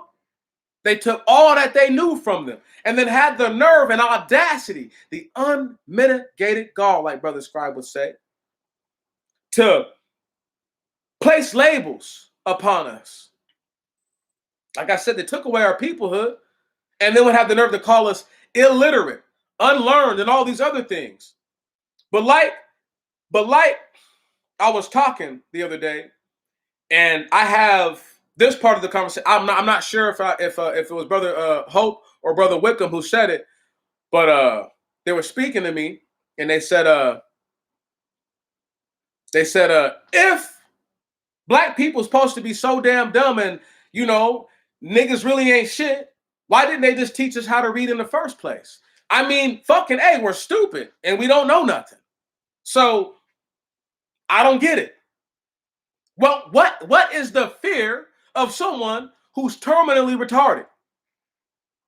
So even if they learn how to put letters together and can sound those letters out all in form and in uniformity, and even have a slight understanding of what those words mean, if we don't know shit, okay, that was Brother Andre. Come on, bro. Family. Can you hear what I'm saying, bro? Can you hear what I'm saying? Why didn't you teach us how to read, so-called white people?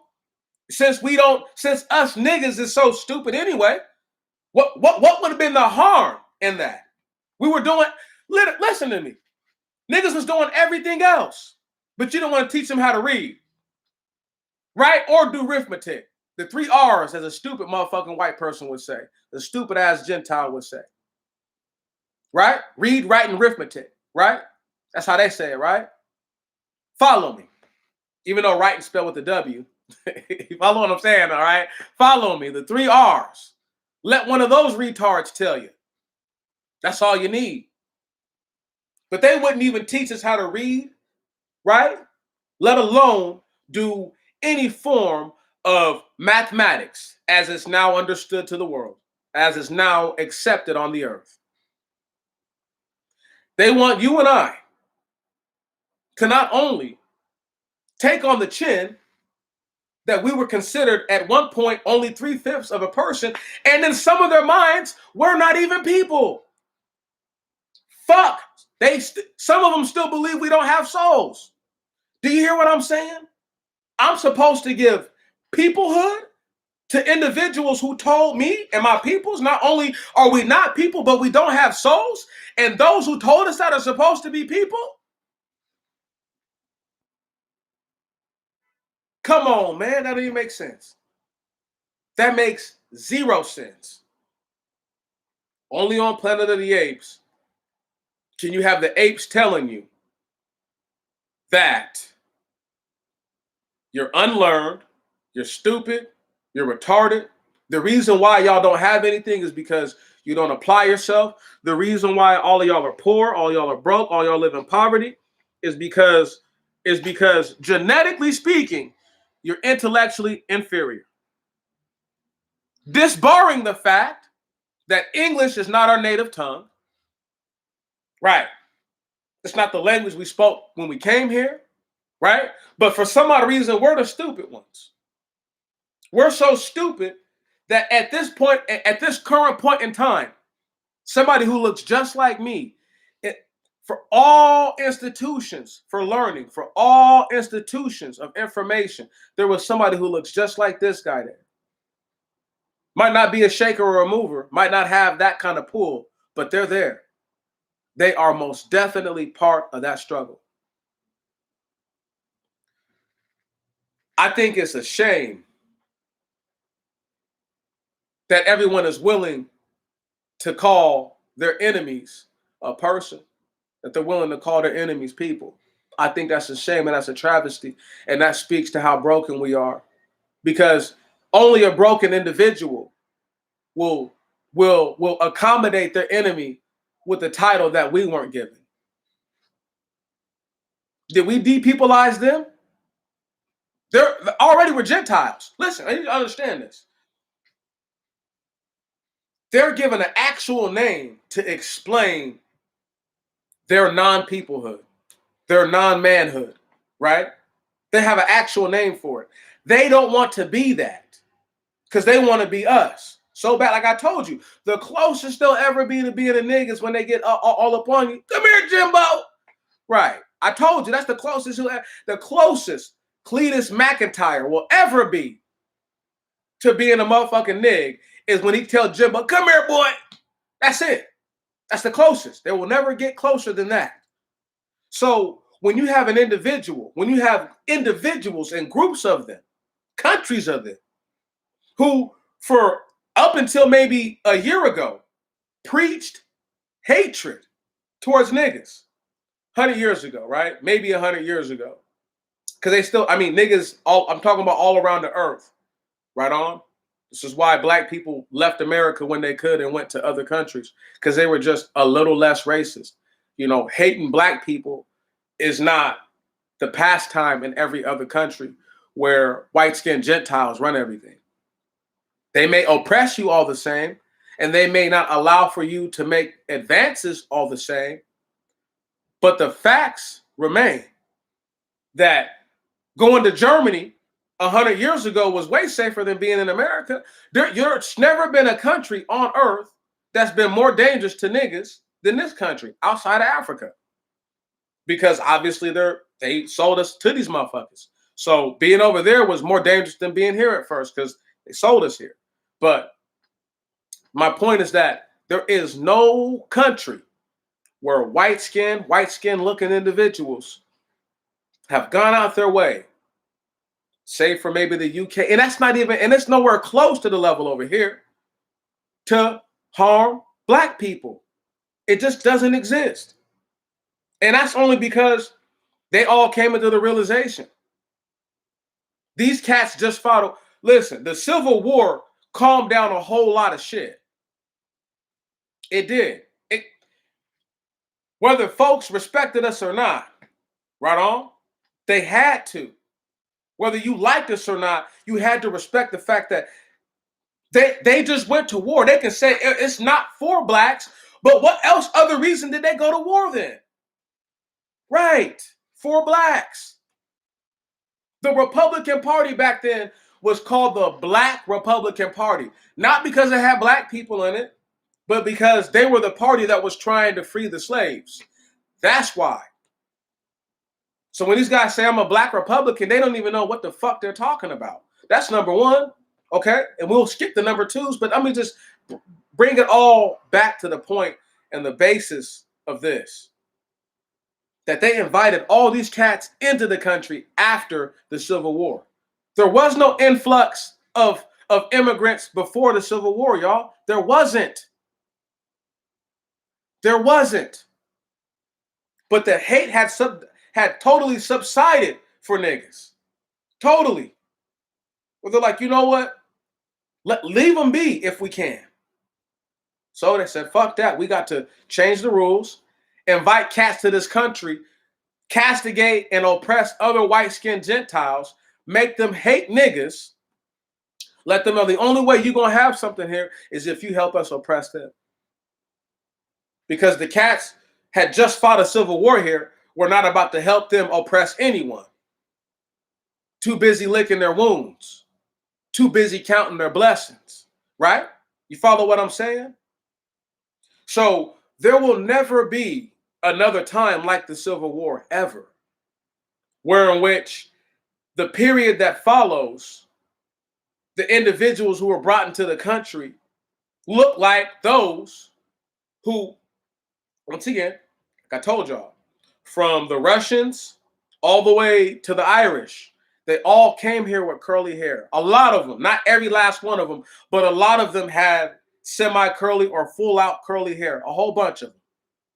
So they're already getting a Negroid-ish type of person with white skin. And all we're going to get them to do is to hate this group of black people that are now free to gad about, free to go as they please, or should have been free to go as they please, right? But that's not how it happened. Now, I don't know if y'all remember this, but they said right around the time of the Great Depression, and right before it, they said 9.5 million blacks lived in the South and about 2.5 million lived in the North. I'm just giving y'all a quick rundown out of my memory. It was not only Jim Crow, but the mechanization of sharecropping and just the overall lack of opportunity that forced black people out of the South into the North, what they call the Great Exodus, right? And black people since then can't realize why can't they get a fair shake? It's because you're in the planet of the apes, dog. It's because the individual that you think is a person is not a person. Right. Just because they walk on 2 feet and speak gibberish that you can understand does not make them a person.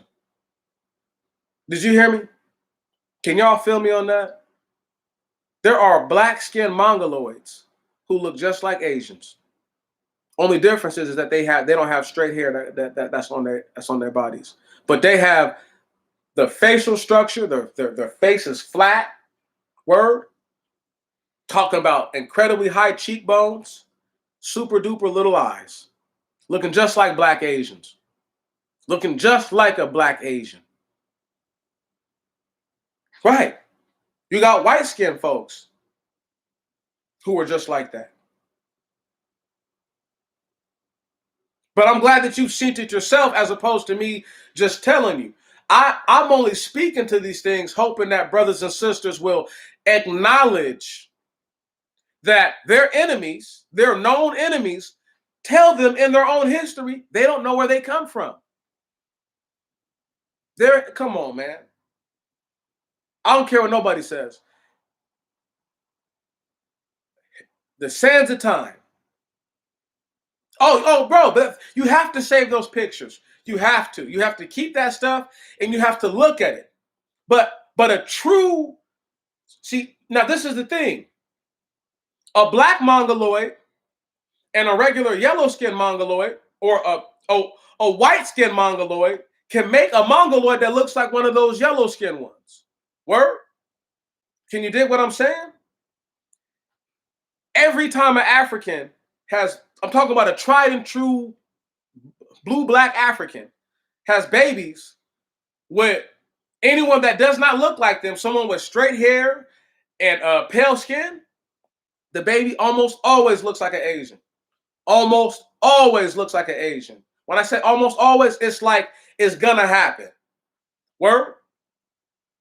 So, and if they don't look like they're a straight up Asian, they look like some type of mongoloid creature. Come on, man. This is a fact. This is a fact. They want to argue and fight over nothing. Do they know that with all the so-called lives that are on Earth, the 8 billion and going plus, right? 7 billion, whatever it is, right? Do they realize that there's enough resources for everyone on the Earth?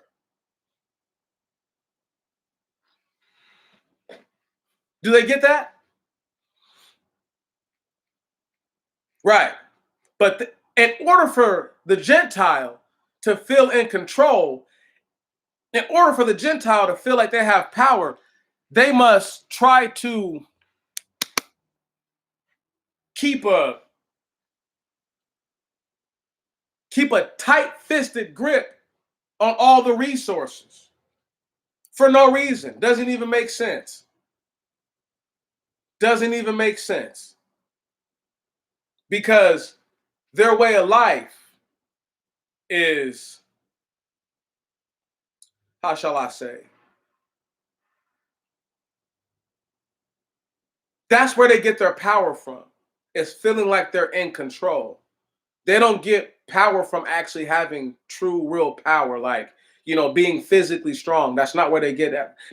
That's not how they feel power. They don't feel it like that. They feel power by being able to try to control someone else's life. And in particular, the life of actual people. Once again, man, somebody tell me where they came from.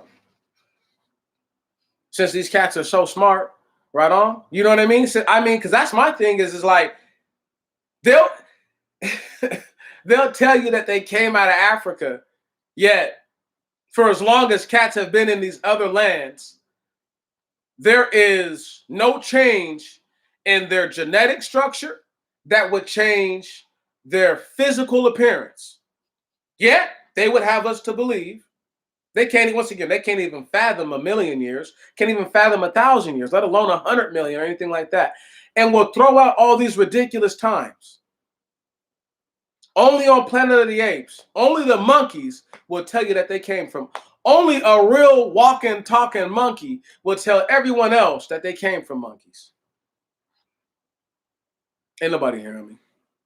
It's okay. I know that this toe-to-toe effort that I'm with, I don't have anything to lose on that same level because I'm ready to give up what it is that I do have to fight the fight. I'm more than willing to be uncomfortable within my own skin. I'm willing to be, I'm willing to make other people uncomfortable in their own skin. I don't know what kind of information folks thought I was going to bring forth today other than to speak on what and who these things are, because they are not good. They're, once again, Andre had me laughing because, we used to say, man, they're not good people. And he was like, no, bro, they're not even people. They're just Gentiles. And that's the truth. Or I don't expect anything from anybody that's a Gentile other than for them to be a Gentile. That's it. That means warmongering and making up lies for why they're fighting. That's it. That is the staple to a real Gentile. Fighting for no reason and then making up reasons to go fight.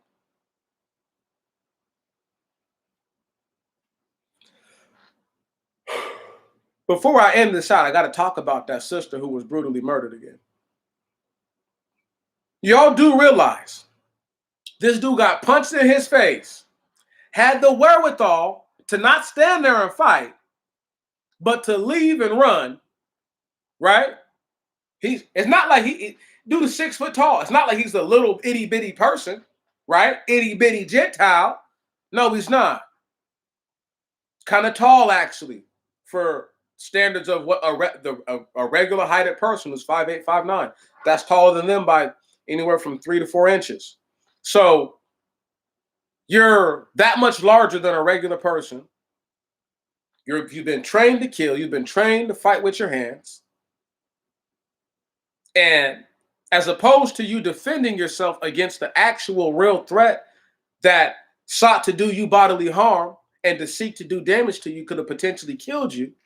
No, what do? You go, you leave. You go to a property that you're not supposed to be at, right? You don't call your commanding officer. You don't call your squad leader. You don't call anybody. You call for help after the fact that you done murdered the woman. Think about what I'm saying, y'all. He beat her unrecognizable. If that was a black soldier who did that to a white woman, do y'all think that he'd have bail? Be honest. Do you think if a black combat trained soldier, whether they ever deployed or not, 6 foot tall brother, if he were to jump on a 5 foot tall white chick, do y'all believe that he has bail? You follow what I'm saying? Do you think it takes till Monday, a whole week after the fact, the lady was murdered? They're talking about he got arrested a day. No. It took days because I remember it. I remember, once again, they're trying to mess with the timelines because they want to make it seem as if TPD did their job. They want to make it seem as if As if, once again, on the planet of the apes aren't the apes, but they are. They're in charge, y'all. Are they not in charge? On Planet of the Apes, were the apes not in charge? Right. The symbolism of these pale-skinned Gentiles trying to represent us was still effective. Because if you understand what they're trying to show us, is that eventually man takes back over. That's how those movies end, right on? Is that the men or so-called men eventually fight, and you see what I'm saying? Like it's way different. The ending is way different. There's like 4 or 5 of those movies from back in the day. There's a bunch of them. Return of the Planet of the Apes, Revenge of the Planet of the Apes, blah, blah, blah, blah, blah. The stuff now is bullshit, because how it happened in those movies is not how it happened in that. You follow what I'm saying? And they don't want everybody to see that we've been living on the Planet of the Apes shit since probably since the year 500 AD. I would say maybe even we could go to when Muhammad is alive, 570 AD and forward. Once cats like that get onto the scene, and there's no proof that he was a true a black Arab, none whatsoever. So all the cats who were supposed to be these religious dudes, I want y'all to understand. Every single major religious figure, I'm talking about like known world religions, okay? So I'm not worried about the Dalai Lama. Word? What's popping, bro? What's popping? I'm not worried about the Dalai Lama. I'm not worried about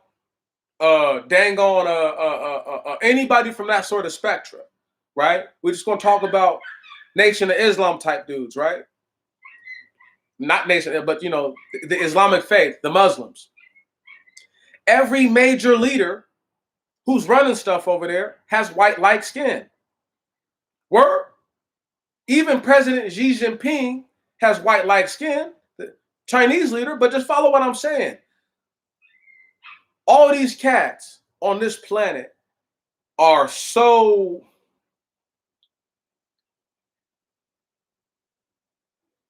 they're so convinced that they're something that they're not. That the tenets that they're supposed to keep to their faith, they don't even keep. Come on. Brother Hope was telling me the other week, he was like, this is supposed to be a nation of Christians. It's supposed to be a Christian nation. There's nothing Christ-like about this place, in his words.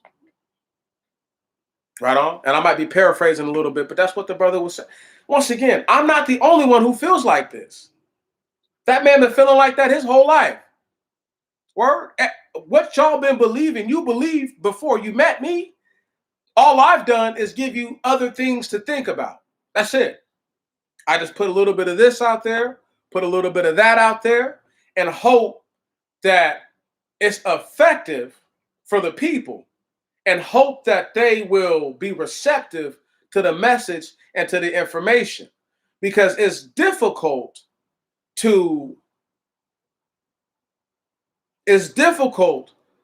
take a tree that is already full grown and take it out of the bad soil that it's in and put it in fresh soil, good soil, because that too could send the tree into shock and kill it. So the easiest thing to do, and I learned, right?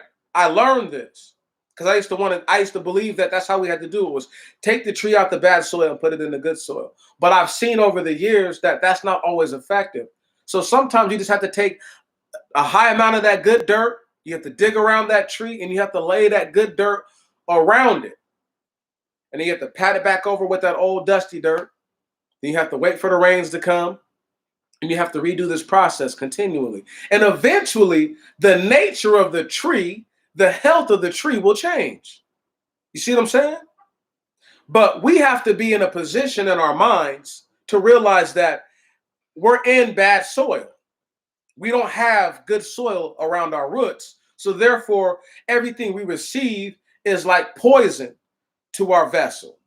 And it's not the help that we need. And we can't be reluctant because the person that would tell you how to do this is maybe not who you want to hear it from. I get it. I understand. I understand that I'm not who people want to hear the information from exactly. I get that. I understand that. I respect it to the degree that no one respects my persons. I like that actually. I actually enjoy that people don't respect my persons because they're not supposed to. But they should respect the Most High God, right on. And if they respect his laws and his statutes, then you don't ever have to respect me because you will still treat me with the level of dignity and the level of integrity and honor that I'm supposed to be treated with. And I will do the same for you. But we're at a junction where individuals who have, listen to me, never, can't show you, can't prove it to you how they got to where they got to or anything like that. All they know is that we're here right now. That's all they know. Once again, nobody cares about slavery for some odd reason. That's not important to folks anymore. Like people act like slavery didn't take place and it didn't happen and it hasn't shaped the entire earth into what it is right now. And it's not because I'm some bitter, angry black dude. I talk about this type of stuff. It's because even when I talked about heterozygosity, homozygosity, even when I talked about dizygosity, monozygosity, right on, right? Even when I talked about hemozygotes and the things like that of that nature, right? Even when I talked about alleles, right? You see I'm talking about dominant and recessive genetics. Even when I spoke on these things in full, people still didn't respect or understand what I was saying completely. So what good would it do for me to break it down to folks that an ovoid particle is a particle that is found in the hair or the fur of an animal. And this same particle is found and located in certain humanoid individuals, certain peopleoid individuals, meaning that they have hair like an animal. Right. Now, we're not going to get derogative. We're not going to get carried away. But I just want y'all to think about who in your life have you ever seen that had hair like animals? Right. Keep that in your mind. Now ask yourself this. How did that get like that? If gene diversity, right? Dizygosity, right? Heterozygosity, which is the difference. If heterozygosity takes place in normal populations who, even if it's just a small amount of gene variance has been introduced, why don't black people with afros produce babies that are white skinned, blue eyes with yellow hair? That falls down, by the way, not an afro. That falls down like a horse. Why don't white folks produce babies that are brown skinned, brown eyes with curly hair like this? Why not? I mean, you see what I'm saying? They want us to believe something that has no merit. Until this day, they call folks like that biracial whenever they mix, mulattoes, half-breeds, and the likes. But I'm supposed to believe that they were here originally. I want y'all to think about this. They're worried about getting bred out. They're worried about having their whole bloodline washed out through breeding with non-white skinned individuals. We're barely 160 years out of slavery. They weren't worried about that 160 years ago. Why are you worried about it now? See, when you ask yourself basic questions like that, it beckons you to wonder, how long have they actually been on the top side? Because did it just dawn on them that if y'all keep mating with cats that don't look anything like you, you won't be here anymore? Did that, like, follow what I'm saying? How long did it take them to realize that? And they claim to be descended from minds like Galileo and Socrates and Plato and the like, right? This is who they claim that those are supposed to be their ancestors, not black people's. But yet, none of their ancestors were worried about getting bred out. It's weird, because everybody on the earth was black back then. So how did these white folks last that long around all these niggas? And they love interbreeding now. So that's not a brand new thing. So they've been interbreeding for as long as they've been on the surface. How did y'all stay white-skinned like that? Unless they were purposely isolated somewhere in a specific region, non-traversed by those who lived on the earth because the region was uninhabitable. Yeah? That could be a reason, right? And so therefore, groups of them came down in waves or pulses and sought to impose their will upon these, well, the known world, the known earth at the time. And the known earth at the time, I know it's hard for people to believe, spanned only from what you consider the Mediterranean and parts going into what you think is Africa, all the way back to what is known as modern India and a little bit further east than that. What I'm trying to say is this, is that all those people were black, all of them, whether they were Negro or Negroids. When these cats came down, they were cautious enough to not outbreed themselves or to breed themselves out on accident. You get what I'm saying? They were cognitive not to do that. So, or they just knew better, or they just weren't breeding out like that. But the thing is they tell you in history that the Romans used to go and take the daughters of these dudes and just force themselves upon them. So, which is easier to believe? And I do believe that, and I do believe to a certain distinction, the Romans and the Greeks did oppress these white-skinned savages at a certain time. And when I say oppress, they oppressed them because they weren't used to being told what to do. They felt like being shown how to wipe your back end, that's oppression. Being shown how to clean the filth off your body is oppression. Hold on, let me speak for a second, right? So they want you and me to believe that cats who, I'm trying to say right now, would tell us that their daughters were forcibly taken from them, and that the Romans and the Greeks pumped an unknowable number of babies into these women, so-called women, to these adult age or whatever age females who were able to get pregnant. They want you and me to believe that that wasn't the start of them start to be civilized, start to learn how to act right. Because these guys would send once again, they were sending these people back to their tribes. They had been partially Romanized, Grecianized, whatever you want to say, right on. And then they built up. But once again, these are cats who've been blood mixed already. So now somebody who has a greater gene structure than you, whether it be a mixed breed female or a mixed breed male, has the ability to produce more children with them, greater than their ability to produce children. One of the greatest things I ever learned from Scribe was the Rh negative trait that normally only they carry in their bodies. And the Rh negative, now this is weird. Rh negative and an Rh positive person can get together and have a baby without that baby being all messed up. But all the other children afterwards, you don't really know. And Rh negative people already have an issue having children together. So they want me and you to believe that cats who don't fit one physical description didn't inbreed with the groups in the ancient days. And that's how they, number one, were able to increase their numbers.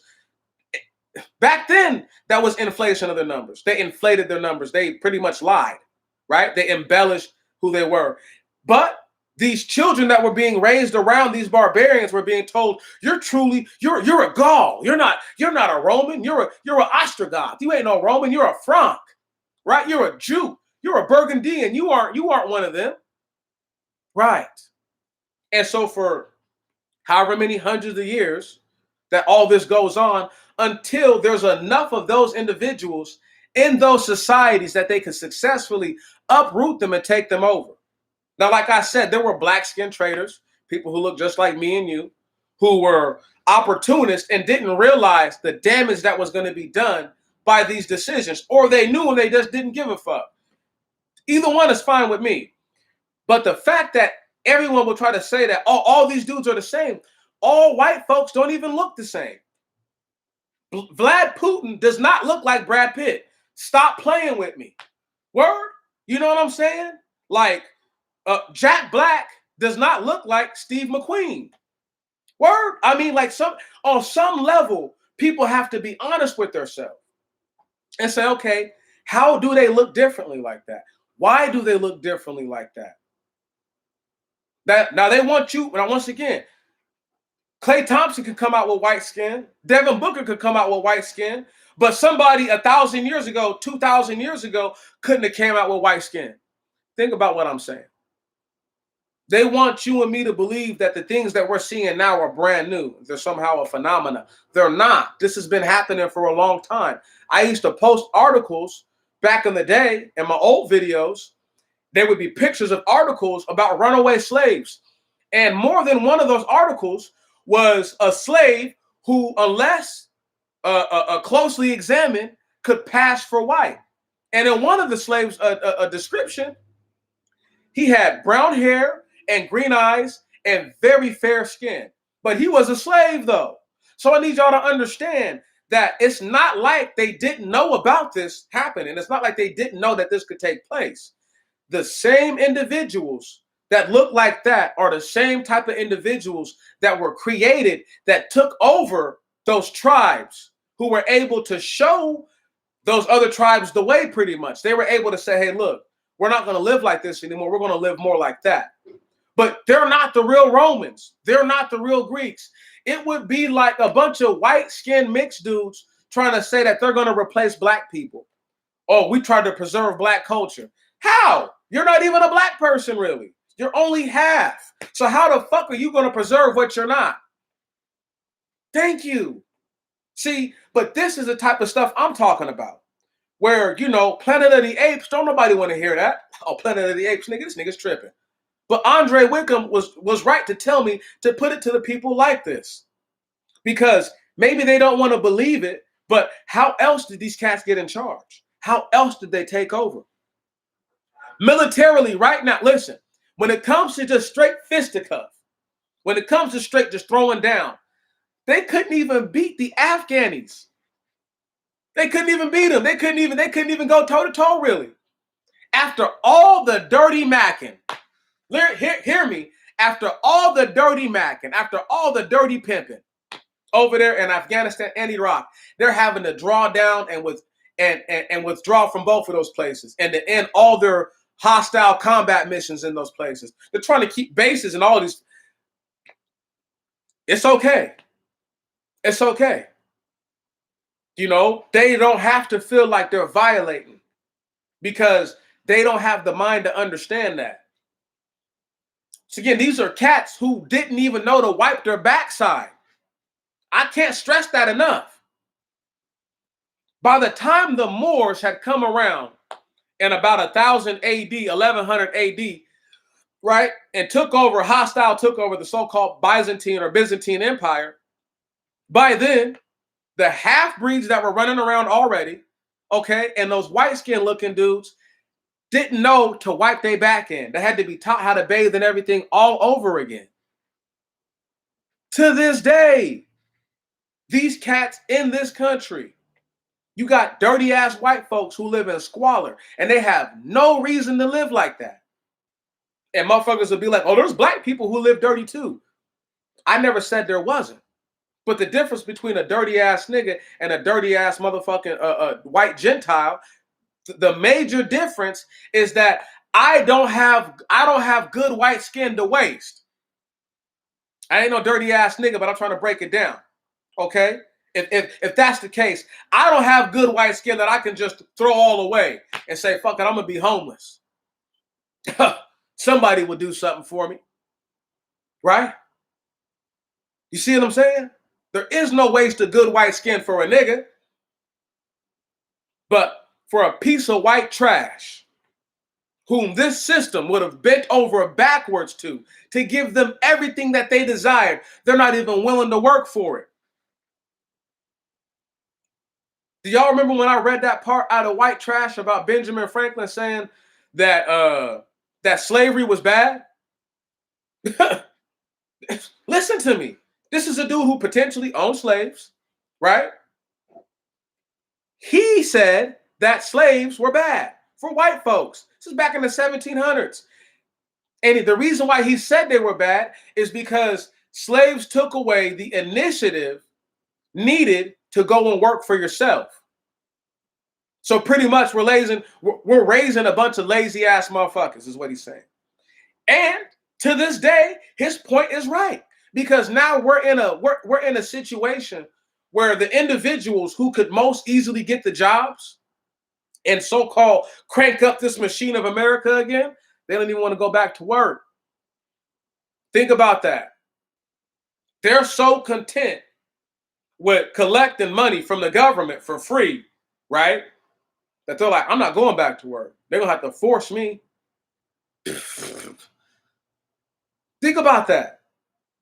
It's so pathetic that they have a child tax credit where you get, and listen, for anybody who's getting this, I'm not shunning or shaming you. I'm using this against white folks.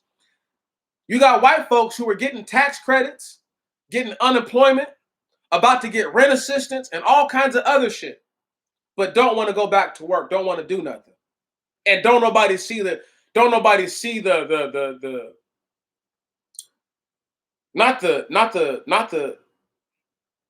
clear-sighted vision that one Ben Franklin had all those years ago. He understood that this is a negative thing. Think about that for a moment. Now, he's one white dude. Mind you, he was never the president, but he's on the $100 bill for a reason. Whoo! Come on, somebody rock with me. It wasn't because he went to France and got the French to come over here and help out during the revolution. That's not why.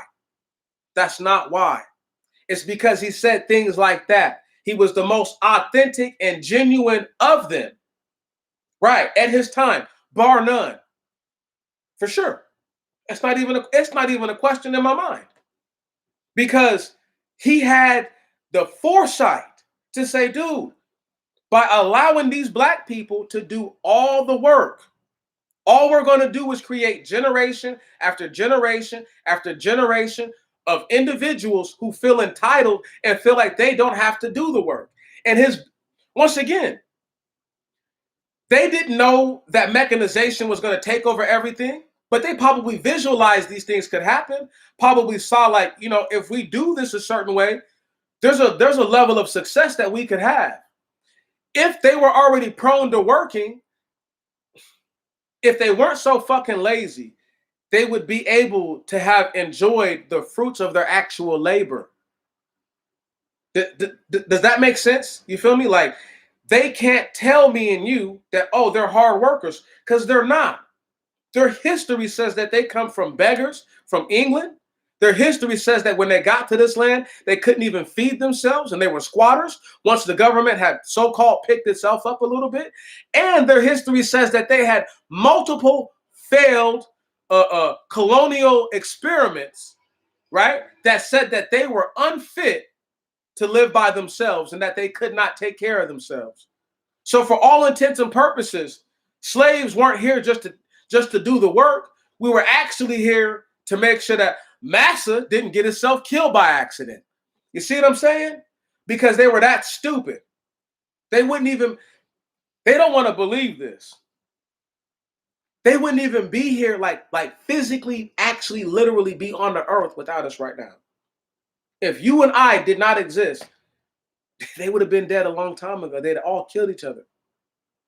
and then died of starvation and what you call that when you don't have nothing to drink? Drought and famine, right?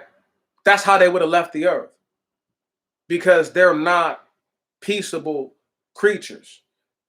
The best part of them, the best ones of them, are individuals who I claim once again have part, quarter, sometimes even half Negroid blood pulsating through their veins. So they're able to genetically, somehow in their mind, they can understand certain parts of the struggle.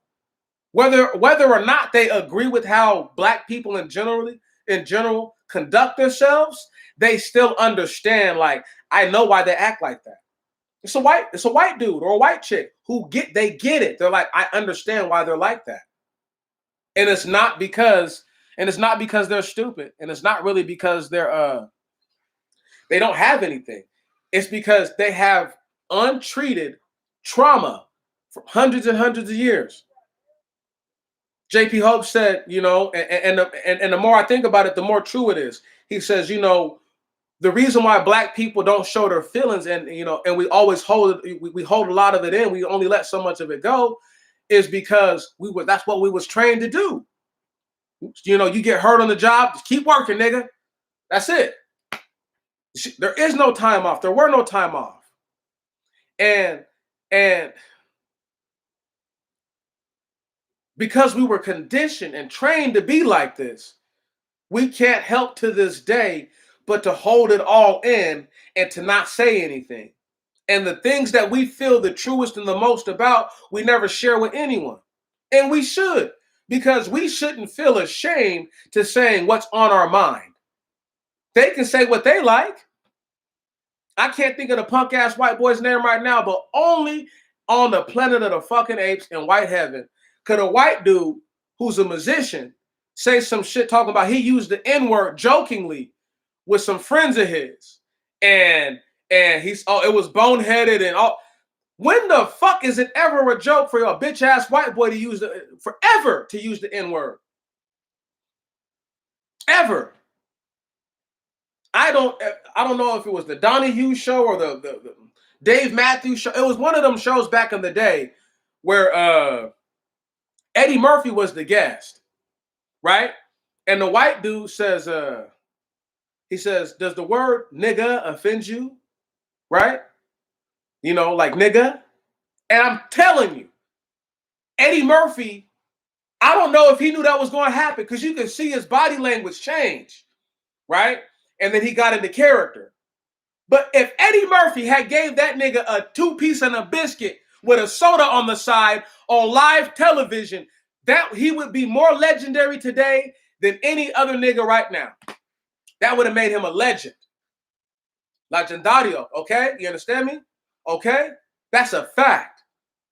But he allowed that white dude to pretty much demean the importance of the word nigga to a black person. Now, do I typically really care what anyone else says? No. But if you say something around me, right, I can care because I can hear you saying it. If I can't hear you say it, I don't really care. I can't change that. All I know is this.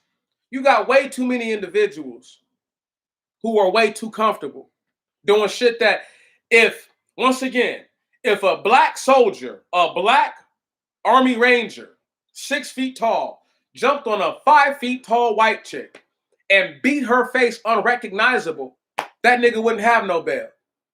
And he fucked around when it got killed by the police. Just saying.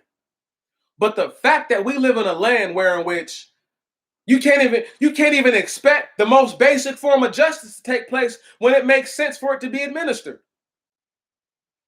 It's crazy. But it's not just here. It's all over the earth, because Planet of the Apes is so confused. The apes are so confused that they don't know which way is up. Up is down, left is right, backwards is forward to them. Everything is inside out in their system.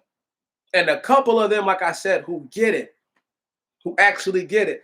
Normally, they're not in a position, they're not a shaker or a mover.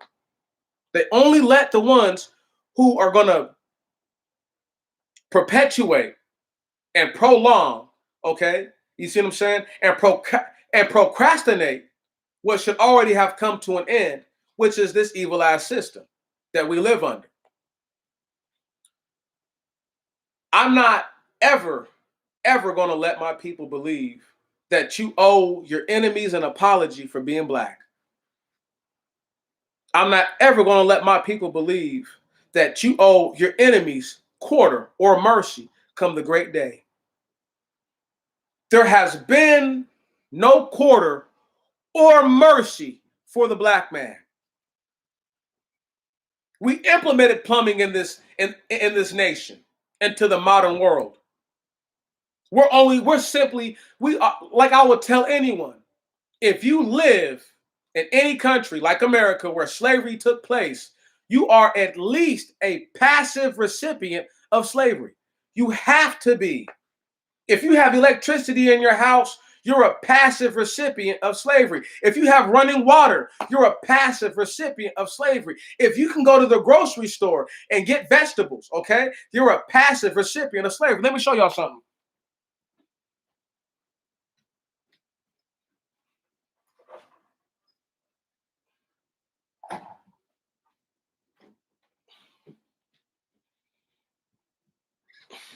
This is a sweet potato. This is a yam. This is a red yam. And this is the so-called purple yam, right? And all three of them are what Dr. Carver, Dr. George Washington Carver, told the people that they should eat in order to increase their health, in order to prolong their lives. Right on? Now, slaves didn't have access to things like this at all times. They just didn't. But when they had access to them, they loved it. We, brothers and sisters, have shown the earth everything.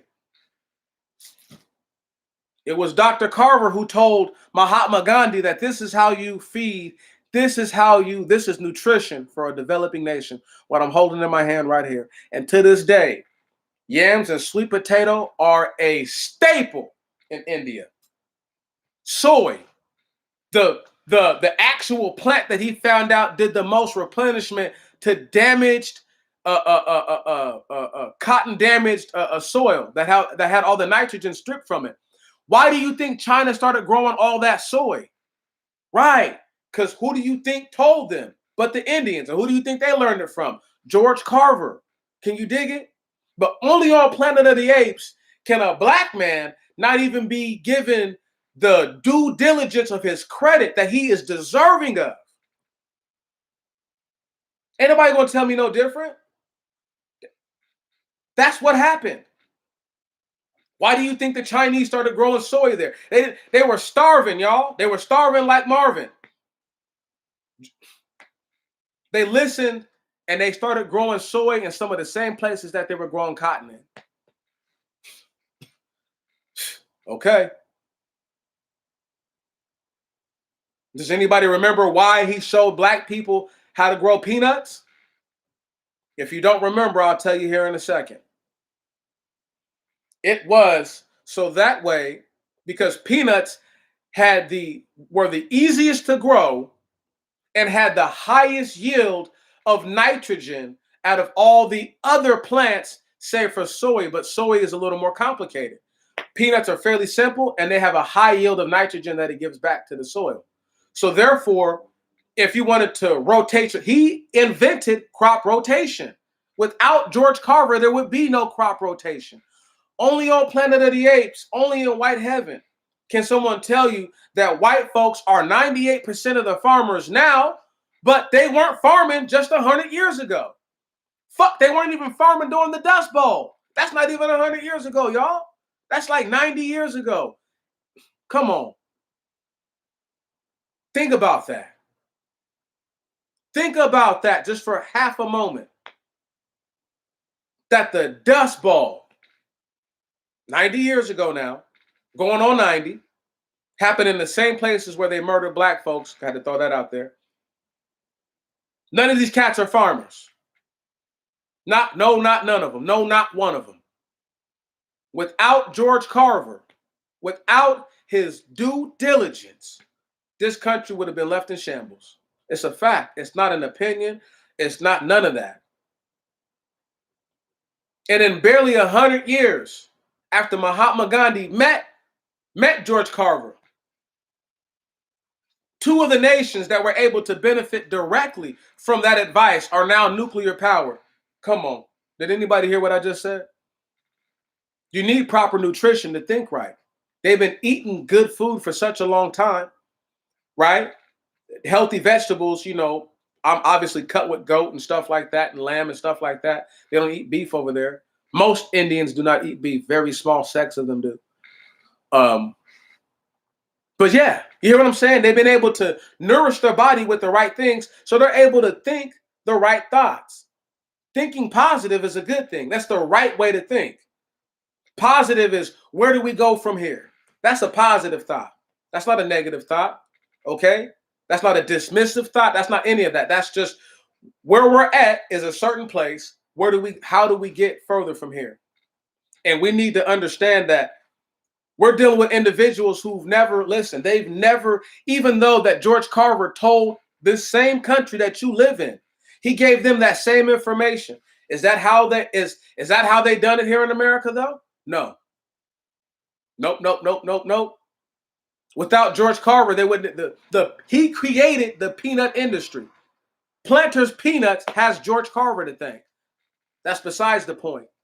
But it's just things like that where brothers and sisters don't have all the information or just don't care enough to put everything they know together. Because there's a lot of brothers and sisters that know this stuff.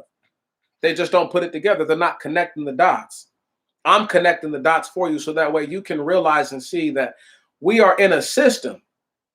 We are in a struggle, okay, that will suppress us to keep the truth from coming out. Because the truth does them no benefit at this point. It does them no good. I mean, think about this. The same stuff that George Carver said, right? That he tried to show the people, they don't, it's as if they don't care.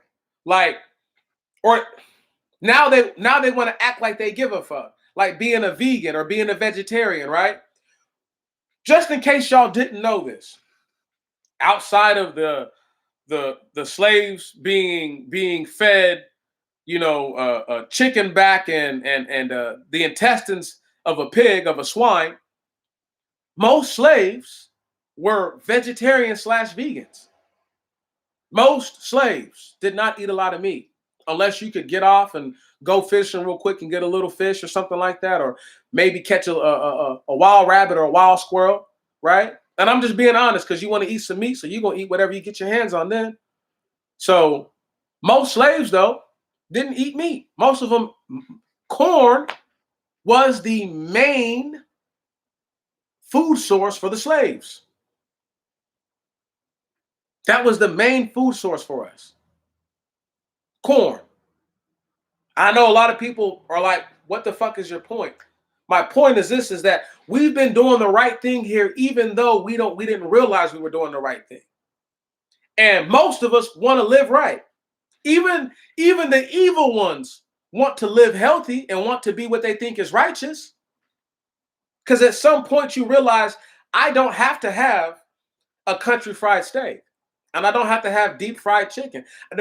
I just don't have to have it. It tastes good, but I don't have to have that. I could live just fine off of not eating those things that have feelings like I have feelings, right? That have a soul like I have a soul. And I can get along just fine like that. But once we got free, we felt that everything that had been withheld from us, we needed to take part in. And that's a shame. It's a crying shame. It really is. You know, George Carver was born in 1864, they suppose. So he was born a slave. They say his mother and his sister and he were all kidnapped when he was a little baby. They were taken. I believe that the white man that owned them sold his mother and his sister to them so-called Confederate soldiers, because somehow they were able to recover George. Anyway, by the age of 8 years old, George was known as the plant doctor. George was helping farmers all where he was from to fix their crops. Come on, hear me now. At the age of 16, George would try to go into college. Once he got there and they realized that he was a black person, they didn't admit him. Do you know that when he went back to college after age 30, he skyrocketed through the ranks. And it was here where he was noticed by a great plethora and multitude of individuals. One of the greatest of them being a man named Booker T. Washington. Now, I need y'all to understand, Booker T was so enthralled and so enamored with the work of George Carver that he recruited him. George Carver was making a lot of money, back then, to be at that university to teach. He single-handedly prevented the Dust Bowl in the greater Midwest. It's a fact, it's not an opinion. He would go and team up with Booker T. Washington and become, to me, the most instrumental part in the World War I effort, without question, without doubt.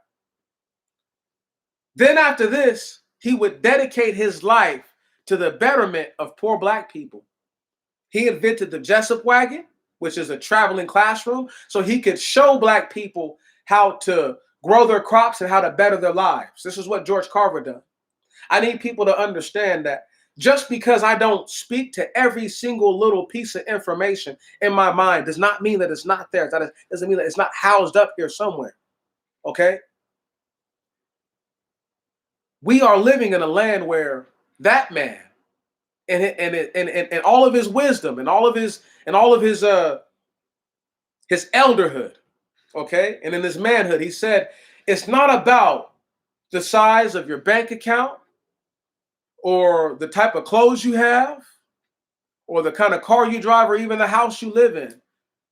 He said that you should do good. You know what I mean? Like, he measures doing good by just being able to do good. By, if you do the right things, what you leave on the earth will be the proof that you were a good person, pretty much. I'm paraphrasing. Right on? Doing the right thing doesn't cost nothing, y'all. Right on? A kind word doesn't cost anything. The same time that one day I'm going to die. So why not be kind from the day of my birth to the day of my death? Right? Why not try to be the best person that I can be at all times? Why not, even when I fall short, not just of the glory, but of my own expectations, why not try to be the best one that I can be still? That's what I'm trying to encourage y'all to do in the middle of the Planet of the Apes, in the middle of white heaven, so that way you don't lose the righteousness, okay, the holiness, okay, the electhood, your chosenhood that the Most High God has given you, because he chose you for a reason. Out of all the earth, he saw fit to pluck you right out the earth and say, you're mine. And you turned to him and you said, I am yours. And right now, to this day, the devil seeks to try to pull you from the Most High God. Get behind the Most High God. Stand behind him. Let him be your protector. Let him fight the battle for you. Because we're not going to fight that battle right now and win. We can't. He has to do it for us. You can still pay your rent, pay your mortgage, pay your bills, take care of your families, try your best to enjoy yourselves while not going crazy, right? Do your best to alkaline the situation, right? But just maintain, because when the day comes that they realize that they are not people, it's over. When the day happens that they admit that they don't think that they're people, when they admit that they're like, I don't think I'm a Roman, I don't think I'm a Grecian, I don't think I'm an Egyptian. All the things that they tried to superimpose onto the minds and the psyches of peoples who are more like those individuals than they are not like those individuals. Just because I'm not an Egyptian doesn't mean I'm not more like an Egyptian than any white person. Just because I'm not a Grecian or a Roman doesn't mean I'm not more like a Grecian or a Roman than any other white person. Do y'all really understand what I'm saying? Even if we don't agree with the way that they lived and this, that, and the other, we're still more likened to them than we are not. Okay? Because they have a common ancestor with us. They share the common ancestor of not only Noah, but Adam. Okay? We are all the way related to those people. But they would have us to believe that we're nothing. That our origins start in the land where the people who live in the land, the so-called people who live in the land, can't even tell you clearly where they came from. They don't even have a clear history. They couldn't tell you what they've been up to for the last 8,000 years. Even though 9,000 years, 10,000 years, 12,000 years, they couldn't tell you what they've been up to. Even though they have no interruptions in their actual history. Because they've never been moved out. They've never been removed from that land. Unmasked so much and so to where someone else could come and inhabit the land. That is not them. I'll say this because a lot of people know this already, but I have to repeat it. The continent of Africa, that is considered Africa, has the most genetic diversity on the entire planet of Earth. And I'm talking about that's just from the so-called indigenous and native inhabitants. That's not the introduction of white Mongoloid, yellow Mongoloid blood, okay? We're just talking about the so-called black Mongoloids who say that they're indigenous and the actual black people who probably have been in that land, i.e. the Ethiopians, i.e. the Eritreans, who are maybe not our direct lineage as brothers and sisters, but they are our maternal brothers and sisters, meaning that the wives of Shem, Ham, and Japheth could have easily been Ethiopian or Eritrean or a combination of those type of bloodlines. I won't get carried away into that, but I just wanted to point that out. That once again, this continent is the most diverse place on Earth for genetic strata. So how do they have all this gene diversity and they're all the same? Right. You see what I'm saying? They would have me and you to believe an all-out, bold-faced lie. Bald-faced lie. They would try to force and superimpose that upon us. Because of what? Because they're apes. Because they're animals. And they don't know no better. And they can't help it. Once again, they believe because they have a small synapses of electricity that happens between their brains, they think that qualifies as a thought. One of my favorite things that Andre Wickham says, he's like, bro, you remember those cartoons? And it would show you like somebody's head, what's going on in their head, like when they're thinking, and it'd be like a 2 gears or a crank or something like that, and it would just move like one time, right? That's how they think. Their shit ain't moving at all times. It's not just a smooth joint. Sometimes there'd be nothing up there, just straight up air. And that was them trying to illustrate how Gentiles really think. There's nothing in there. Nothing. No thing.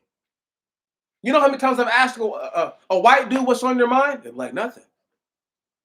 I'm like, you're not thinking about anything? They're like, no, I'm not thinking about anything. While I'm talking to y'all, I'm still thinking right now. I'm having thoughts of what my next videos will be like.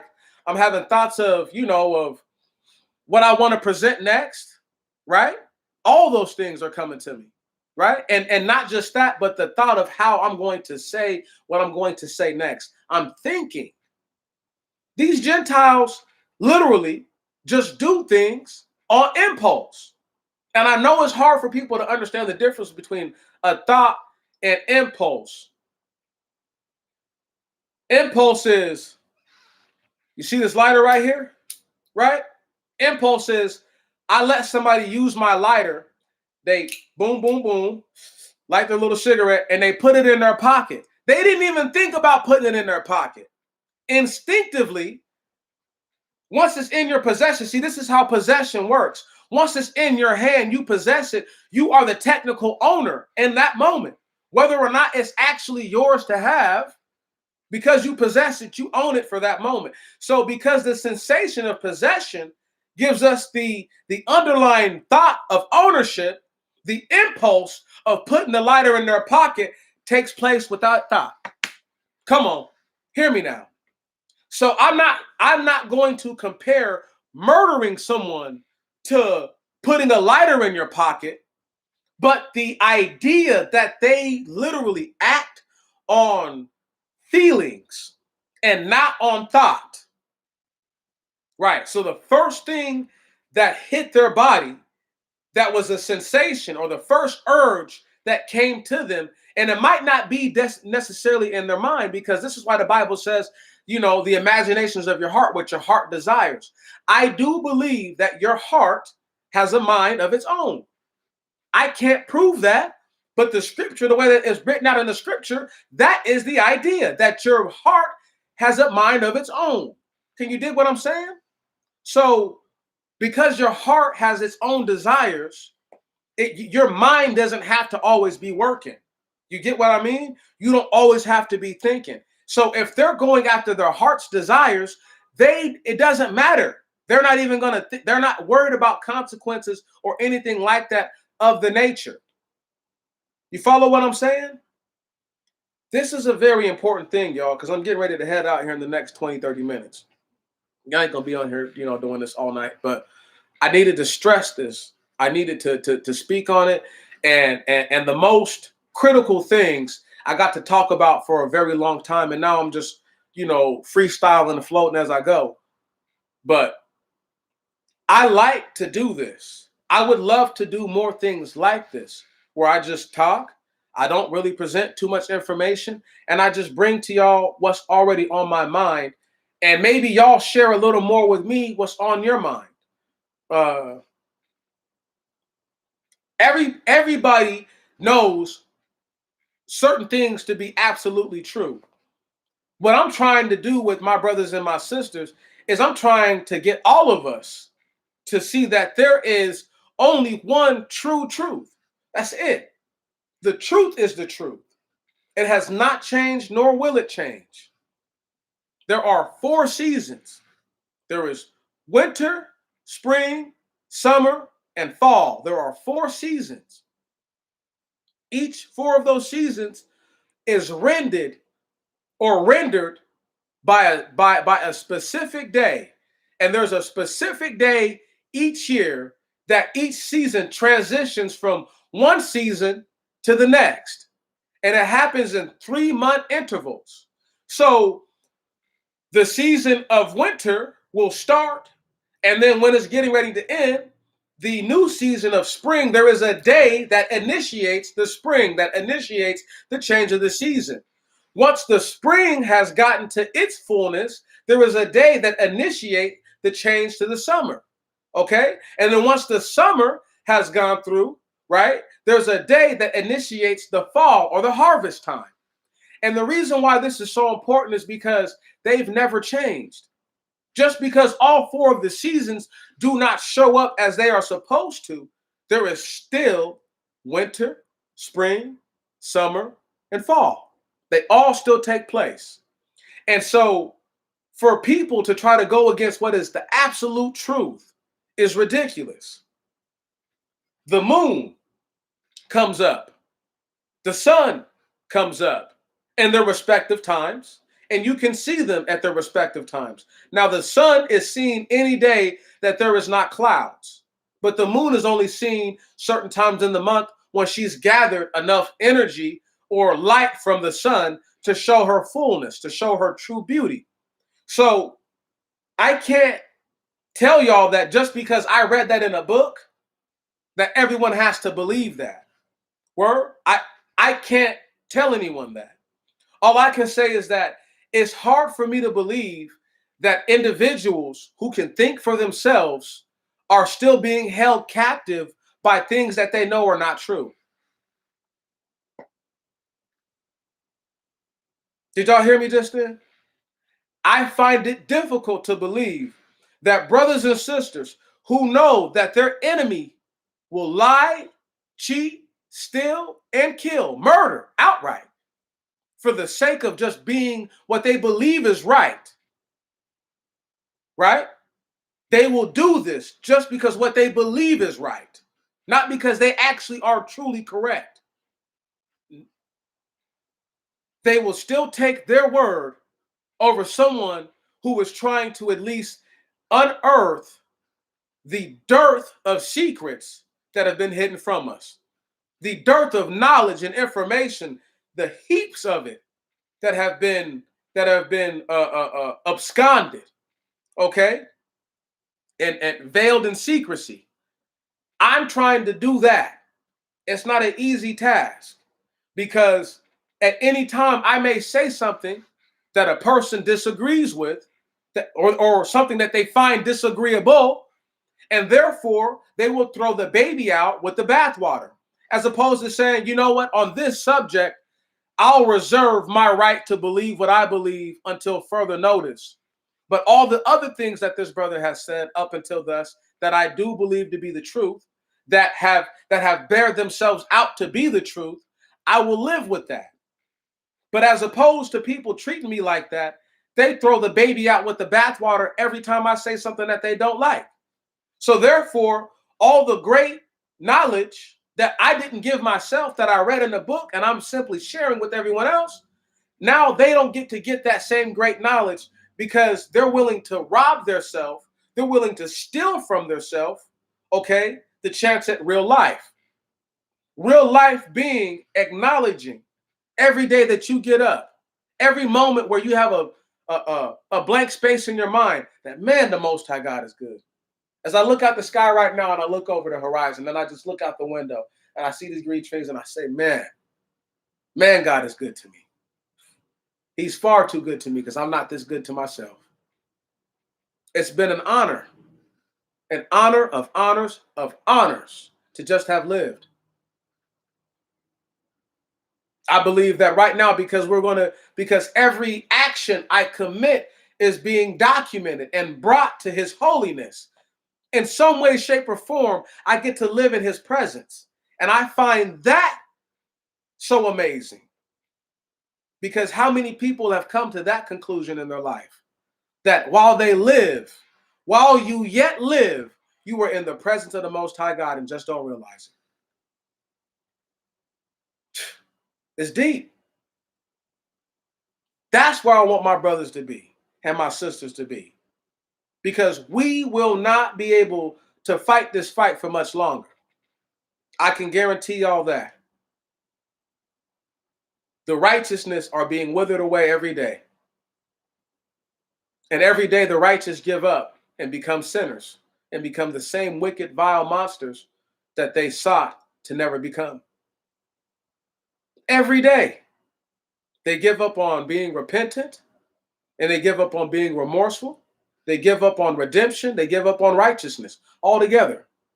And they just forfeit all that they will ever have for a moment of earthly glory. Because we live in a land where the ruling class are not people as we are. So they do not feel what we feel. I do not expect the Gentile monster thing, creature, to ever acknowledge my struggle. Okay? They can accept my struggle, meaning accept that if someone tells them that black people are poor and they need help, okay, they do.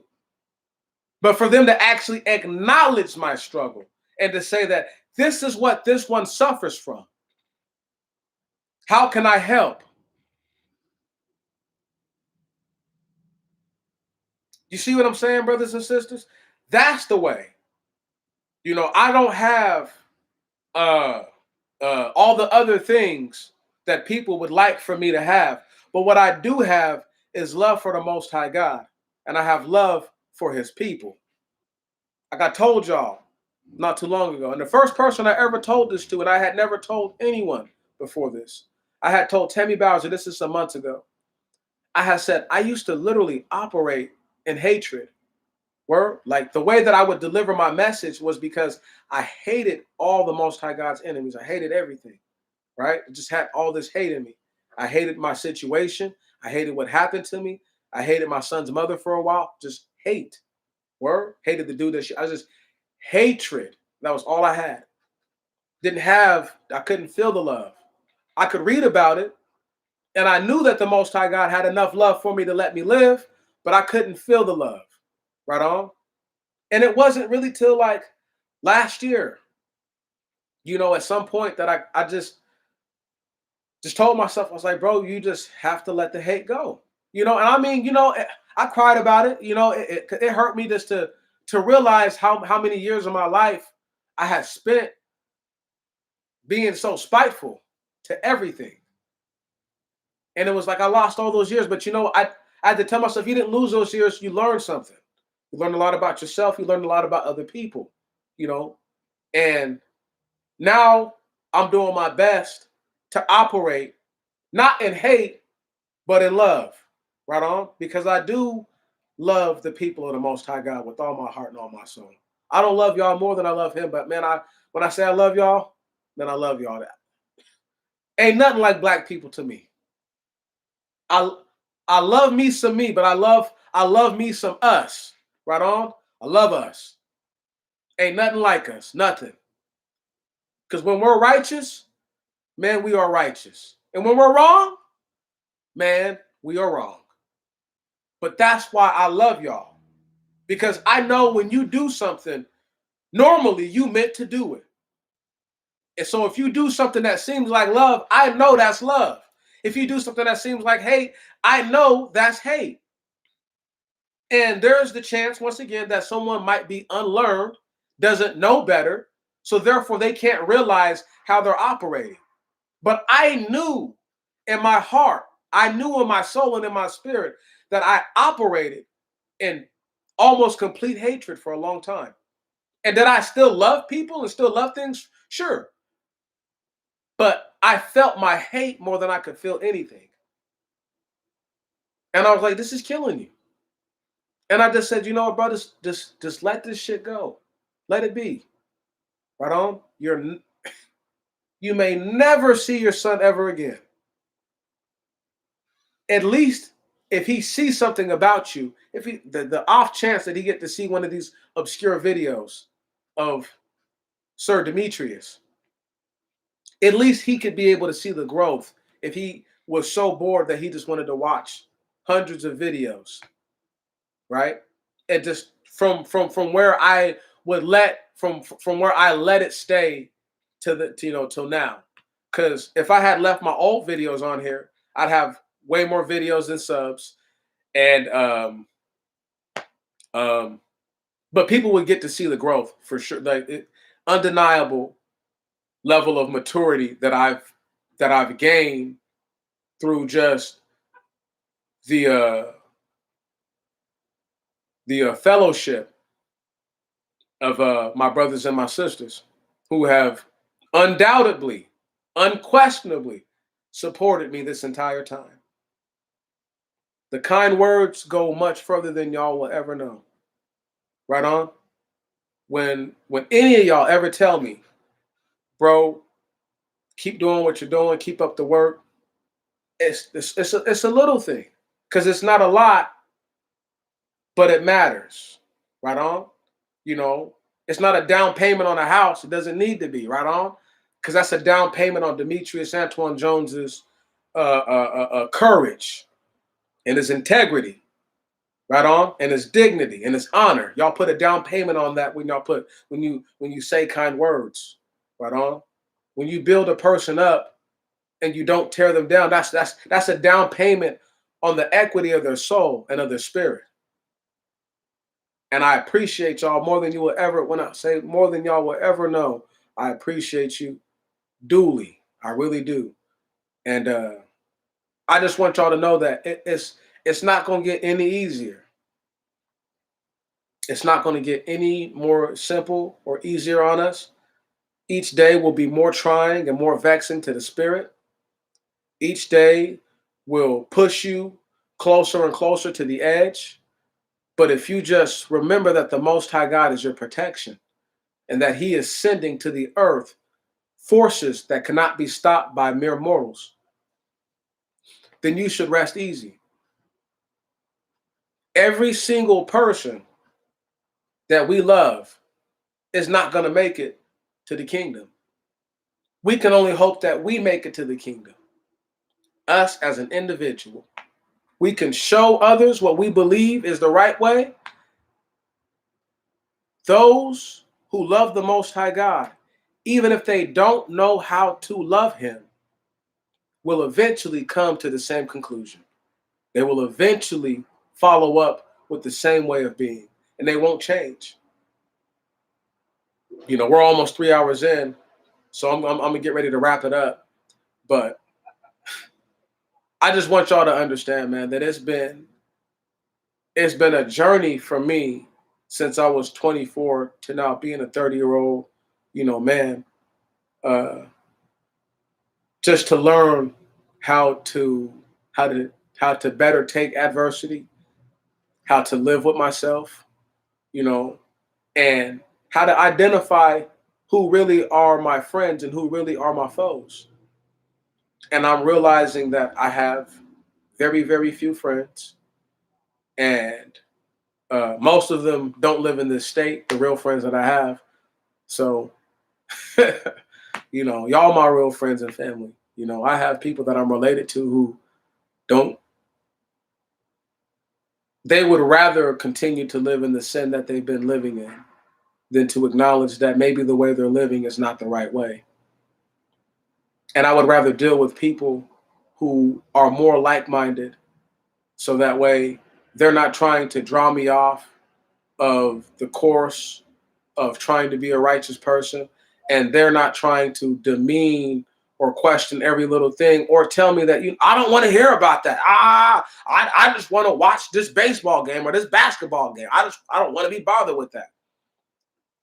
I'm just so blessed that there's individuals who will give me the time of the day to just listen to what I have to say. And forever and ever and ever, man, I just bless y'all, because nobody's perfect. We're all in this fight together. We're, to the day that I leave this earth, to the day that I die, to the day I leave this earth, I will always stand up for my people. And I just feel so guilty that that sister, I just couldn't do nothing for her. I was working right around the corner from where all that stuff happened, but obviously I got off of work hours before it took place. But I was quite sure that I worked right around the corner from it.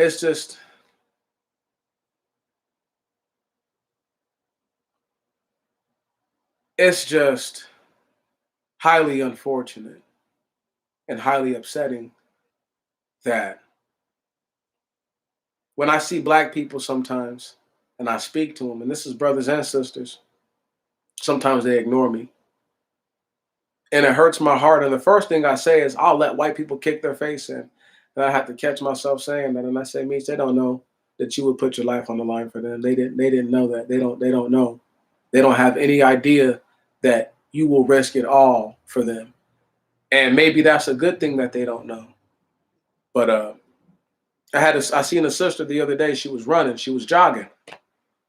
And she was running up the street, and she was purposely looking down. And as she looked up, I waved at her and I said, "How you doing, sister?" And I smiled, right? I said, "How you doing?" And she just ignored me and just kept running. And I just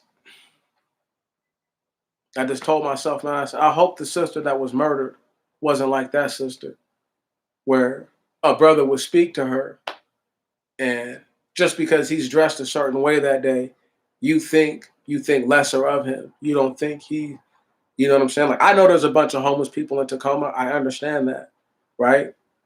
But I'm not homeless. So to treat me like I'm home, you see what I'm saying? Lend me the same dignity and respect you would lend to anyone else. Because had I been a white boy who had waved at her and smiled at her, she'd have waved and smiled back. This is what I'm trying to say, is that we are We are in the land of our enemies, and our enemies have made it a point to try to show us that they're more of an ally to us than our own people are. But our own people don't even have the resources that they have. So how can somebody who has nothing be an ally to you? How can they be an asset? All they can do is be a liability if they have nothing, if they have no skills, no knowledge of anything, right? And they're terminally oppressed. How can they help you? Right. And there's too many individuals who are all too willing to say, well, because I did it, y'all can do it too. You know, like Brother JP Hope said to me the other day, he said some of these brothers and sisters, they get to the highest level and then they treat you like how they were treated when they were coming up, as opposed to treating you with dignity and respect. And I just find like I find those sorts of things to be the most disheartening things that we have to deal with as a people. But we have to stop looking at one another and we have to stop judging one another. You know what I'm saying? Like just because that person is on drugs, it doesn't mean see here, this is my personal opinion, about anybody that does anything, because it's not my business that somebody's gay, because I don't have the right in this land, okay? Nor do I have the inclination to stone their ass to death here. Word? Because there's just too much trouble from that. You see what I'm saying? So I don't have the inclination. If I can't, I'll be damned if I give a homosexual who's working more respect than a homeless black person. I don't give a fuck. I'll be damned. I'll be damned. Before I do some backward shit like that, this homeless person who ain't no faggot, ain't none of that. They might have a substance issue, a substance abuse issue, right? But their issue isn't laying down with the man as with the woman. Right on? So I'm not going to act as if a homosexual who's been given the go-ahead in this country, the green light in this country, to gallivant around as they so choose, right? To saunder around, to prance around as they so choose, more respect than someone who would work if they were given the opportunity to work. I'm not going to respect that. Word? Because people talk all this shit about homeless people or about drug addicts, but the thing is that I don't know how much of this nation is on opiates right now, prescribed by doctors. What's popping, bro? You know what I'm saying?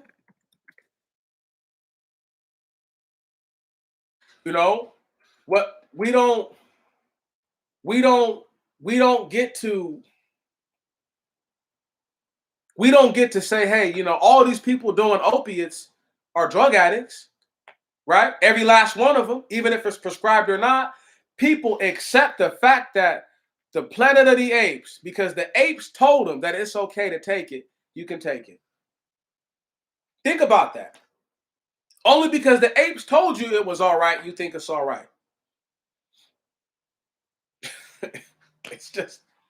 It's amazing. And all the apes who were telling you it's okay to be on prescribed medication, one or two extremes. Either they are for sure full-blown, all the way opiate addict, or they don't fuck with the shit at all. Right. And both of those characters could be making money, so it don't matter. The trillions of dollars that have been spent on opiates legally. We're not talking about people buying drugs off the streets. We're talking about through hospitals and things like that, through prescriptions, legal prescriptions. The trillions of dollars that have been spent on that, and no one's calling them drug addicts. But they'll give a hard time to somebody they were born black, right? They were born poor, and they were born in a shitty side of town. Never was ever able to be taught anything, because just surviving is a job all in itself. One time, Andre Wickham, man, it's about 2, almost 3 years ago, man. Andre Wickham was talking to me, and he said, bro, he said, I was talking to this brother, a homeless brother, and he was saying, like, you know, pretty much they want him to go look for a job. He's like, but shit, I gotta eat. First, I have to worry about basic shit. I can't just go look. How you gonna go look for a job with no energy? How you gonna walk miles or do any of that with no sustenance for days on end? That doesn't work. You see what I'm saying? You don't just get the job right away. And even when you do get the job, it's not like you get paid every day. So they have a system and a dynamic where it's created to make us poor. It's created to make us live in squalor. Okay. And it's created to make us feel like we're lesser than, because there's other individuals who look similar or just like us who don't have to go through these same struggles. Right on? But they might not have been born poor like you were born. You know what I'm saying? Born. They might not have been born in a shitty, crummy ass part of town. Even if they're born black, those two other things might not be against them. Right? And even if all three of those things are against them, they may get blessed. And by good fortune, someone may show them a skill or a trade that they can use for the rest of their life and never ever have to worry about begging anyone for anything ever again. I.e., when a brother goes out and starts working on cars and just says, you know what, I'm gonna work on cars for myself. That's what I'm gonna do. Right? And they just learn the job and they just learn it. And you just keep doing, you do the jobs enough, you learn it enough. Sure, you're gonna make mistakes. Sure, things are gonna happen that you don't want to happen. But you're like, if I do this enough, I'm going to learn it and I'm going to be good at it. You see what I'm saying? And if I do it good enough, people will pay me and I'll be able to save my money. And first and foremost, I'll be able to support myself, if nothing else. And secondly, I'll be able to improve on all the things that I don't have. So if I don't have a certain type of or kind of tool to initiate a certain form of labor without it being overly strenuous or just really dangerous, or both, I go and get this piece, or I go and get this device that makes it much easier to do this task. Things like that. There are too many of us who are not born in these situations. You know, I was blessed to be born in Washington State, blessed to be born out here. It's a blessing to be born in the North and not in the South, as far as just the overall level of opportunity. Because I can get paid doing anything, and I'm not above minimum wage. I'm not above getting the least. That's better than nothing. For every nigga who's like, I won't work for minimum wage and don't got no kind of hustle, don't got no kind of this, don't got no kind of that, those niggas will be terminally broke. You feel me? You know what I'm saying? You know, they will be terminally broke. 1 second. Let's see. I'm just talking to y'all.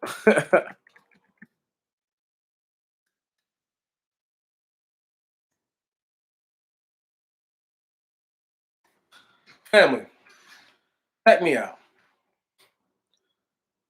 My brother, Christopher Brian Hawkins, CBH. I love him to death. I love him to life. I love my brother. You know, before he went to prison this last time, my brother had the nerve to tell me, I can't make this shit up. He was driving his car, and I gave him some money. We was talking, and I said, bro, man, you need to slow down, bro. He said, nigga, I'll go to prison before I'm broke. And I said, bro, you would rather not be around your son than not have money in your pocket. He's like, nigga, I'm not about to be broke. A week later, my brother was locked up. It's things like that, right? That when you say it, you feel me? You be careful what you wish for. You see what I'm saying? You know, when I tell cats, you can come here and try me if you want to every day, I'm ever cautious. And, you know, and somebody might be out there waiting. Somebody might be trying to try me today. I'm always like that. But I'm just saying that my brother told me the most ignorant shit I had ever heard. Ignorant. But this is my brother. We don't have the same father, but we have the same mother. Right on? So we're at least half alike. And this cat straight said that ignorant shit. The kind of stuff that you only hear in movies. The kind of shit you only hear in the music. You know what I'm saying? Just completely ignorant. The other day, there was a sister outside about to shoot up some heroin, right? I had just came out the store. And the long story short, short story shorter, I'm handing her the money, right? And she knows who I am. And I say, hey, watch the needle. Mind y'all, most black people would have seen that needle in her hand and not gave her a fucking dollar. I don't care. Word? I just don't care enough to not bless her. So you sin and I sin, and maybe you don't sin badly every day. Maybe you don't sin every day, but you sin. So should the Most High God cut off all your blessings? Should he cut off every single blessing because you sinned that one time? And let's say it's a great sin at that. Should he cut off all your blessings? Or do you want forgiveness? Do you want grace? Do you want mercy? You see what I'm saying? So how can you, once again, how can anybody fix their lips to say, oh, I won't give money to nobody, but I'll give them some food? But the Most High God allows you to make money. You don't allow you to make money, okay? You didn't give yourself a job. You didn't teach yourself what you know. Somebody else showed you these things, right on? And the Most High God blessed you. So why can't you bless someone else? Because you can see that he has not blessed them the same way that he's blessed you. And even if they were gilded with blessings at a time in their life, they squandered their blessings. Why can't you show them mercy and grace so that way they know that there's still a God on high? And he judges betwixt me and thee at all times. If I've ever given somebody some money and they went and they overdosed and died, well, God, may God please forgive me, because that was not my intent. That was not even close to my intent. I'd rather kill them with my own hands before I did something like that. To say that, oh, I didn't kill him. You see what I'm saying? So I'm never going to ask my brothers and sisters to do something that I don't do, something that I don't believe in. Everything that I say that I believe in, I practice it to the best of my ability. You know, if a man have little, give according to the little that you have. But if you have much, right, give according to the much that you have. It doesn't mean, oh, LeBron James should go around signing and giving people $10,000 cash everywhere he goes. But LeBron could walk around Cleveland with an armed security guard and hand out $10,000 worth of $100 bills to all the homeless people he see. Oh, here's $100. Bam, there's $100. Bam, there's $100. And he shouldn't care if they all go spend it on crack or heroin or whatever, or if they team their money up and go get a motel room for the week. It doesn't matter. Bless them. Bless them because you can. You see what I'm saying? And that's where we need to get to as a people. See, I've tried my best to bless these Gentiles by telling them who they are not and who they really are. Will they accept that blessing? I don't know. They wouldn't have to try nearly as hard at the things that they're doing if they just listen to what is being said to them. You're not people. That's why you don't feel, you don't, this is why they can say that whack ass line of, oh, it's not personal, it's just business, because they're not a person. Big whoop there. Right. Someone who's not a person is telling you it's not personal. That they're not lying. They're not a person, so they don't take it personal. They can't. When they do, it's their pride or what they perceive as their pride being hurt. But if they're not a person, if you're not a people, it can never be personal. But on the planet of the apes, okay, in white heaven, they would have me and you to believe that because they said it to us, that applies to us too. So I guess slavery wasn't personal. It was just business. So cutting off people's limbs and shit wasn't personal. It was just business. Whipping them on their backs wasn't personal. It was just business. Raping men and women and their children wasn't personal. It was just business. You follow what I'm saying? Right? Breaking up families, giving people mental disorders till this day from that type of trauma. That's not personal. That's just business. If that's what they want me and you to believe, if that's where they've led you to believe that all that we've been through in this country was just business and it wasn't personal, then that means that they've got the best of you. They won't get the best of Meech. Demetrius Antoine Jones will not allow them to get the best of him like that. They had my mind like that for a long time, confused and not able to see the truth for what the truth is. But now I see the truth. Now I understand that right is right and wrong is wrong. And everything is personal. Even when I know it's not meant to be against my persons, if I'm involved, it's personal, no matter what. Right, because I'm a person. So why is it that we have to mitigate and lower, you know what I'm saying, our standards for everything because they have no standard for themselves. They're allowed to rape, murder, and all that and walk free. Have y'all heard of that dude, Barack? Whatever his name is, something Barack, the guy who was working with Trump, posted a $250 million bail. I need y'all to understand what kind of assets you would have to put up for that. So let's just say he came with just 25 million cash and they let him bond out at 10%, I guess, right? He could have done that. But he could have offered up assets that he doesn't give a fuck about, a whole bunch of them. He's willing to lose it all, right? I'll lose all this shit just to get out and just to be free. Who's to say that guy ever goes to court ever again? $250 million worth of bond?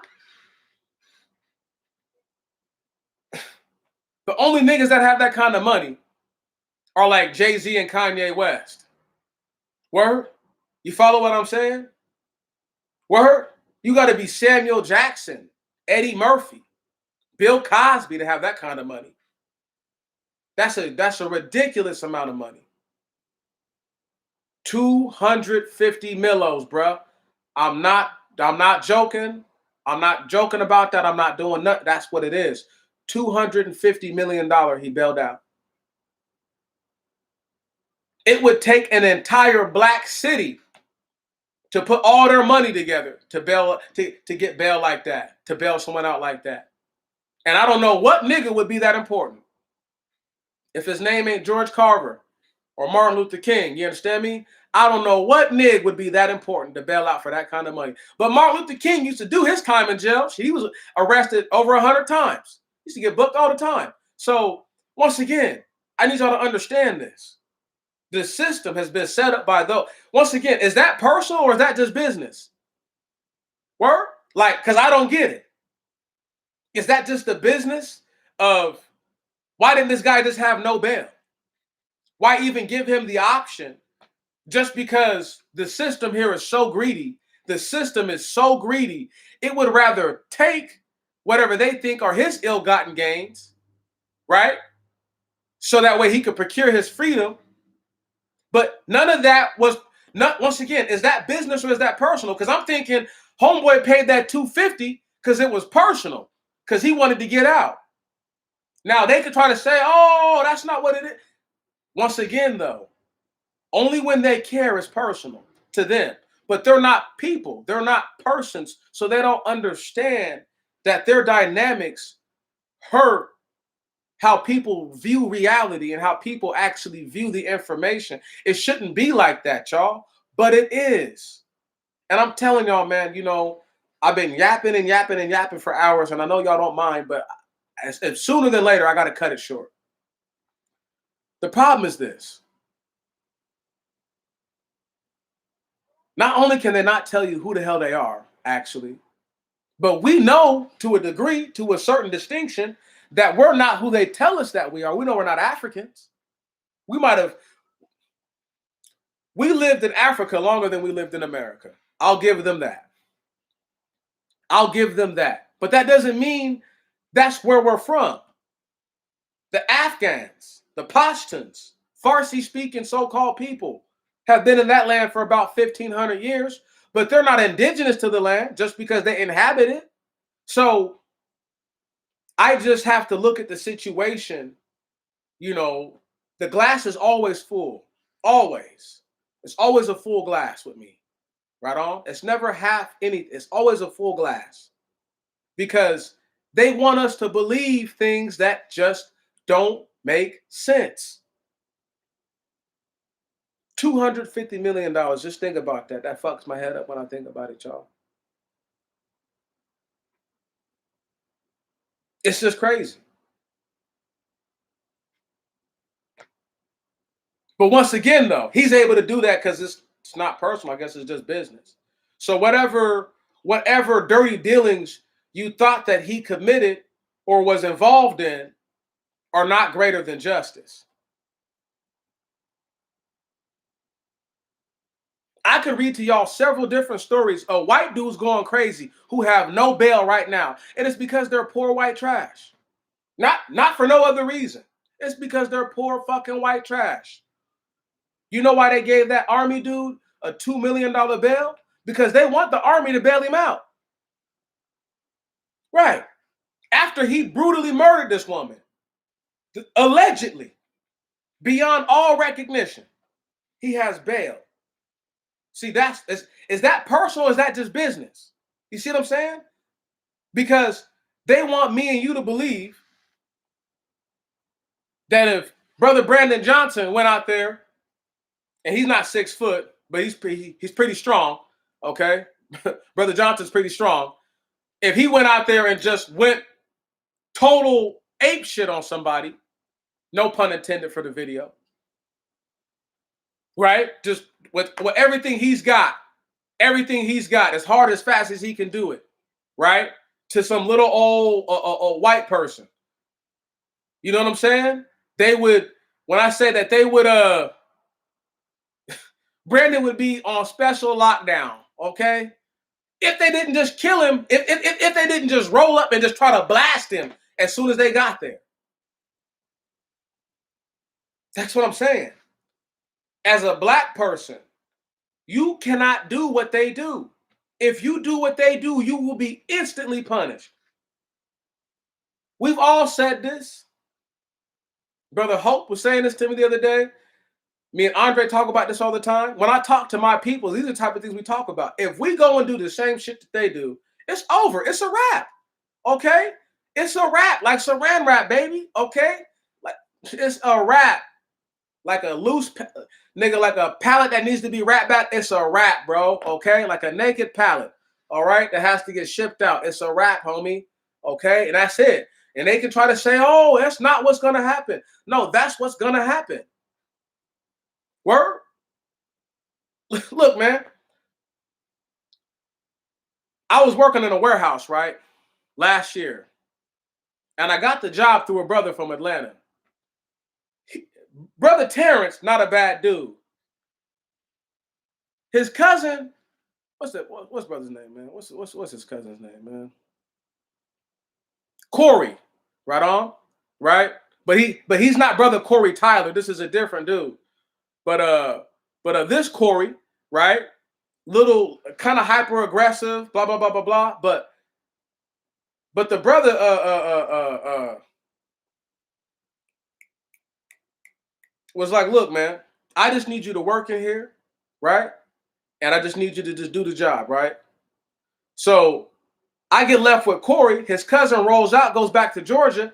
I'm in there killing it. I'm doing the job so good. Dude is like, hey, man, you don't have to do all that work. But by the time he has said something, the owners of it, which are these Korean cats or Chinese cats, was like, that's how we want it done for the rest of the way. We want them all like that. And dude was a little salty because Terrence wasn't mad. Terrence is like, bro, I appreciate you, man. You making me look good. But Corey was salty because he's like, man, we get paid by how many of the trucks we get. You know, blah, blah, blah, blah, blah, blah, blah. And I'm like, bro, you still have to have integrity, right? You can't convince me to believe that a pallet that has almost 1,000 pounds worth of equipment on it needs to be just one level of shrink wrap. No, man, that's 2 or 3. And we need to get to the top level. We need to make sure everything is nice and it needs to be good. Right on? Shrink wrap is cheap. It's easier to replace the shrink wrap than it is for you to replace the product that you're trying to sell and make money on. See what I'm saying? I don't work half-assed. When any job I do, right on, even if I'm not good at it, if you show me what you expect of me, No matter how long it takes me to get that job done, that's how I'm going to do that job. And I don't care how long it takes me. If we agree that I'm only going to give you $100 for the day's worth of work. So if it takes me 15 hours to figure it out, I could be salty and say, well, I'm never coming back. Or I could say, you know what? Everything you did right, do tomorrow. And everything you did wrong, don't do it again. And then, the next day it only take me 7 or 8 hours to get done. 6 hours to get done. Because I cut that many mistakes out. And now I'm not backtracking, doing 2 hours worth of work when I should only have to do 30 minutes worth of work. Stuff like that. Just little small things. So I don't expect for, and once again, that's personal. That's not just business. Word? That's not just dealings. You know what I'm saying? That's not just work to me. It's a personal thing to do a good job. So that way, if ever in the future, for any reason, I need this person to say something about my characters or about my persons, because that's who they're talking. They're talking about a person now when you need a reference, and they're going to speak on your persons. Now, is it personal or just business when they say that you weren't a good worker or that you were a lousy ass motherfucker? Right. Is that personal? If you was a lousy motherfucker while you was at work, or is that business? See what I'm saying? So I don't try to differentiate things like that. What I try to do is understand how they coexist together and then do my best job to do my best job. Come on. Right. I do my best to do my best. I'm not doing my best to do the least. Right on? I do the most when I do a job. Like I said, I just had a job up until a week and a half ago, almost 2 weeks ago. They let me go. Now for the dishwashing, for the same dishwashing job, they're willing to pay somebody up to $24 an hour right now. I'm not about to go and reapply. I've already got other things worked out. I'd rather work for less and have my dignity and my honor and my integrity as a man intact. Okay? Plus, I don't backtrack. So, why would I, as a person, not have done the job? Once again, if I didn't do the job that good, right? Why would they up the ante? Right? Because like Brother Hope told me, like Brother JP Hope said, he said, bro, what they'll probably end up doing is have whoever comes in behind you do everything that you was doing. And I guess the work I was doing was actually worth $4 more than they were paying me per hour. Can y'all hear what I'm saying?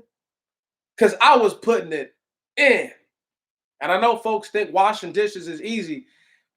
Go be a dishwasher and then tell me how easy it is. After you have to, you have a time period to get your job done.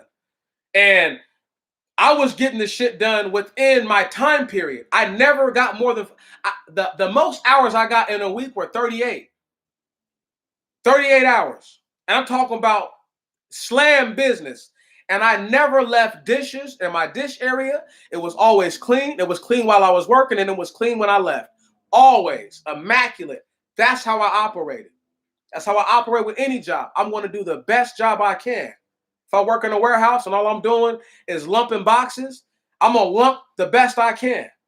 Right on? If I'm at a restaurant and I'm cooking, I'm going to cook the best I can. I'm not going to cut corners on your food because I don't cut corners on my own food. You see what I'm saying?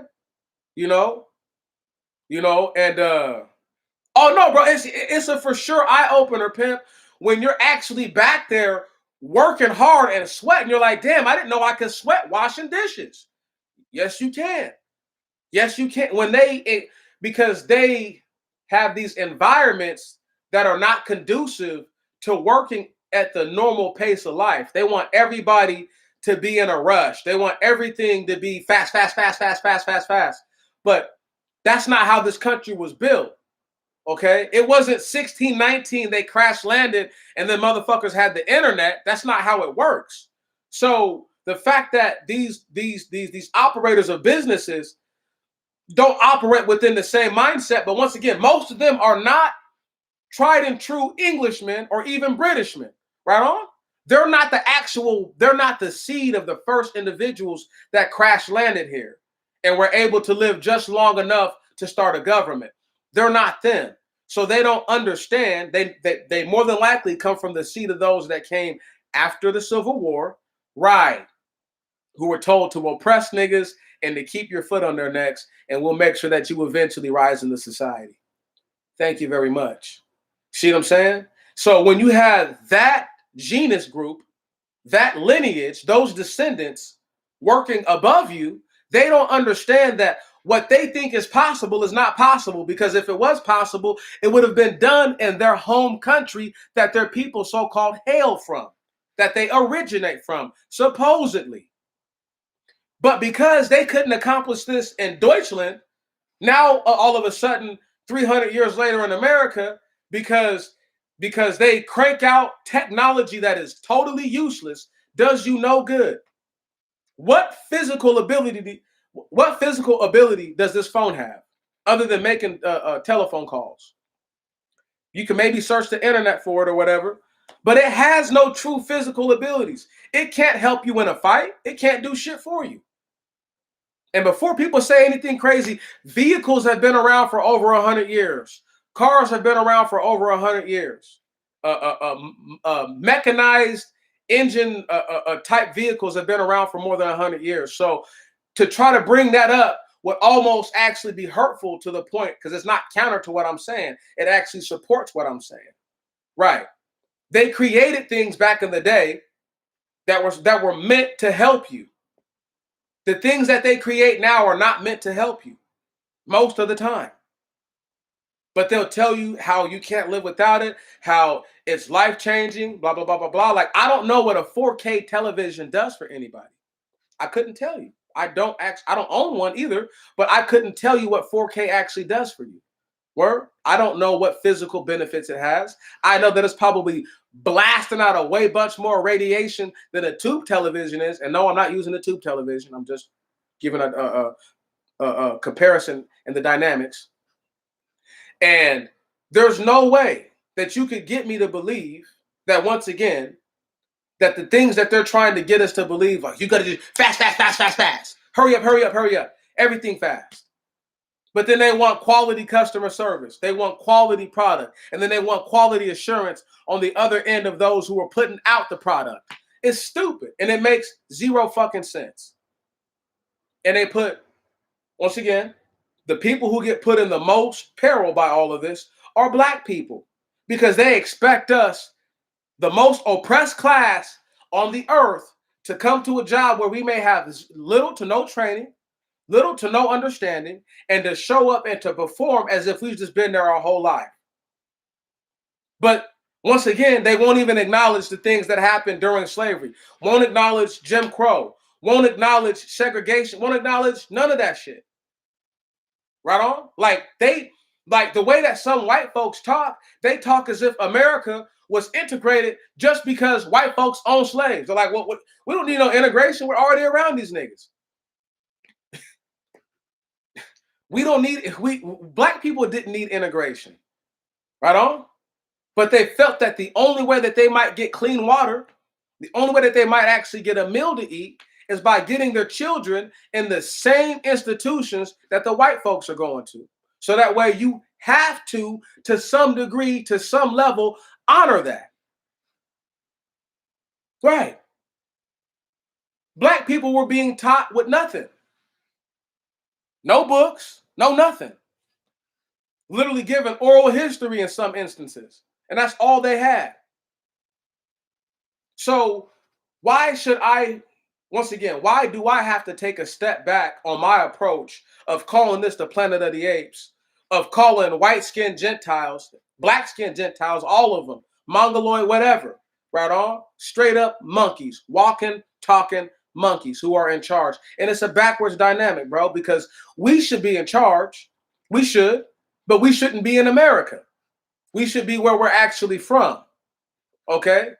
From the land that was given to the Hebrews by the Most High God. That is where we should be. We are not there. I accept that. So I accept that our ancestors collectively failed to adhere to the standards of the Most High God. I accept that. What I have a hard time accepting, though, is that my people cannot realize that those who are ruling over us are not people. At best, some of them are half people, quarter people, eighth of person. You hear what I'm saying? And they think being an eighth of a man, a quarter of a man, that makes me a man. I'll make you no man. That's the same backwards logic that made the Ostrogoths, Visigoths, Burgundians, and the Jutes, who were partially Romanized, believe that what little they knew about Roman culture, they could continue Roman culture. Stop. That's not what I said. That's what history has written down. This is what they want us to know, that they tried to preserve these cultures. So once again, if the Romans are a lesser group of Germanic people, why would you need to preserve anything about them? Everything about them is you. See, it's a fucking lie. I'm not going to end on this note, but we're going to move into the end of it like this. I've never met a real Latino in my life. It's just like them forcing us to call them white man or white woman. I've never met a real Latino ever in my life. Not one person speaks Latin that I know of who calls herself Latino. To be Latino, you have to speak Latin. You have to be a real Latin. Because you speak caveman Spanish, you think that makes you a Latino? Stop it. Stop it. They speak in broken Latin, and they think that makes them Latinos. You have cats, and I'm going to break it down to y'all. Where they really got a lot of this stuff from was when Alexander conquest was all on the entire earth. Is believed that the Grecians left an unknowable number of people over here who were, once again, they got here, people were speaking Latin. They don't tell you that. They don't tell you that. They don't tell you that in places as far south as Brazil or whatever, that there was cats who were speaking Latin, okay, the real shit when they first pulled up. They'll never tell you that. They don't want you to know that, okay? Because they want you to believe what they want you to believe. But these cats right now are not Latins. But only on the planet of the apes can a monkey tell you that they a man. Only because you've been so oppressed and you're so tired and you just don't even feel like dealing with it that you just accept that. They don't even look like people. They don't. And that's not that's not to be critical and to say that, that there's not any Gentiles that hold a level of attractiveness. That's not what I said. What I said is that they're not people. Word? So therefore, they don't take anything personal. They can't. At best, they're a half person, and they can half take it personal. But the less of a person they are, the less personal they take it. Man, let me break something down to y'all. How do you think all those Mexicans could be killing each other like that down there in Mexico and nobody really gives a fuck? It's because the so-called Aztecans are Mongoloids, okay? And they're not people. The true Aztecans are not people. They're Mongoloids. So they don't take nothing personal. It's all impulse to them. That's why they can go out there and make stupid-ass videos and then get gunned down in the mall being stupid. Word? Get hit up 100 times by the cartel being stupid. That's a fact. That's the truth. That's the whole truth and nothing but the truth. You have never in your life met a real Latino. They would have you to believe that, and I meant to say that way earlier. I really did. But they would have us to believe things that are just not true. Now, for all my brothers and all my sisters who have to get to work in the morning, right? I'm going to respect your time. Right on? And I'm going to cut it short here in the next 10 minutes. I have to because it's getting late everywhere for everybody. And I'm cognizant that even though y'all might be ready to just stay up, long haul it, don't really care, if you only get 4 hours of sleep tonight because you're used to that anyway, that's not what we're worried about.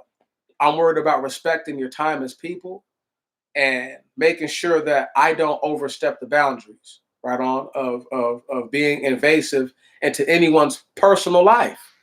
Because you have families, you have friends, and you have obligations that must be met and tendered to. But I say what I say because I care about y'all. There is not any other brother, any other sister on this whole YouTube platform who talks like I talk, who is the way that I am. I am a unique individual. I am one of a kind. My God made me one of a kind. My God made all of y'all one of a kind. That's why y'all all deal with your boy, because we are all unique individuals. I believe that I personally get to deal with almost only geniuses, pretty much only geniuses. Right on? That's what I believe. Y'all don't have to think that you're geniuses, but y'all think I'm a genius. And I'm a fan of the it takes one to know one. Right on? Word? The great minds think alike, like I was telling Sister Adrian Smith the other day, right? When she was saying that she had the thought that the internet was a spirit a year ago. But I've been saying shit for the better part of 2 years almost that the internet's a spirit. So, whether or not people be hearing what I be saying, that's okay. Because for them to come to the same conclusion that I've already brought up is even better when they come to it on their own. And they say, damn, how does this actually work? How does this act? How is this actually put together? And then they say, this must be a living, actual thing. They do that all on their own. The internet hates me, but it can't control my ability to access it. Those who have conjured the spirit can cut you off from the signal that is the spirit of the internet, the frequency of the internet, but they can't actually stop the internet right now. I don't even know where it's centralized at, because it's not centralized in any one government. It's not centralized in any one country. If y'all watch any of my latest videos, so if the internet is decentralized, where the hell is it at? Never mind. Don't answer that question, y'all. That's just something for you to think about.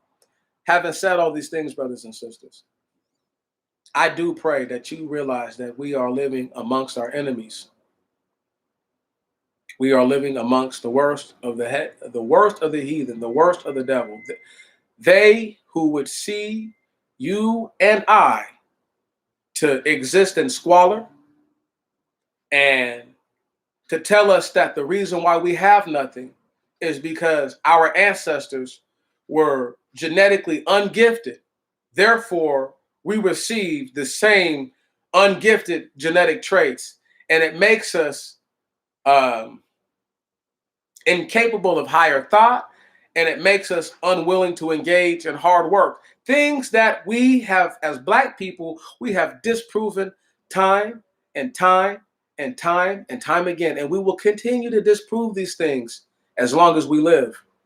But we must be circumspect, we must be wise, and we must have the foresight, the vision to see that what is coming to us is what we all deserve. Those who deserve salvation because they have been diligent, they have been righteous, they have been repentant, they have sought redemption, okay? They have sought it out. Those will be the brothers and sisters who make it. All of those who fall short of the glory will be those who at the very last moment give up and quit on the Most High God. I'm working on not being doubtful about anything in my mind. That's my new thing now. Just don't doubt it. Just know it's going to happen. And if it doesn't happen, it was act like it's supposed to happen. Like I've been saying, I've been working on that, and that's where my mindset has been. And it's not as easy to do that, but I'm growing. And as I grow, I just have to continue to extol the greatness of the Most High God. And just, man, all I can do is, brothers and sisters, I salute you. Right on. It is always going to be an honor just to render my lip service, because I have no real service I can do for you, unless you live close to me, that is. But I pray that you just continue to be as kind to me as you have been, and I pray that the kindness that you would show to your brother, listen to me, I pray that the kindness that you would show to me, you show to a stranger who is in need. That way, the Most High God, He judged between you and them. Because if they do the wrong thing, then that's on them, it's not on you. Can you dig that? So we end on this note. We are in the land of the heathen. We are in white heaven. We are on the planet of the apes. And the apes are they who are in control now. Don't worry. They don't look like us. I say that, and I say, may tomorrow be better than today, and may your next week be better than your last. Good night, brothers and sisters. I love y'all.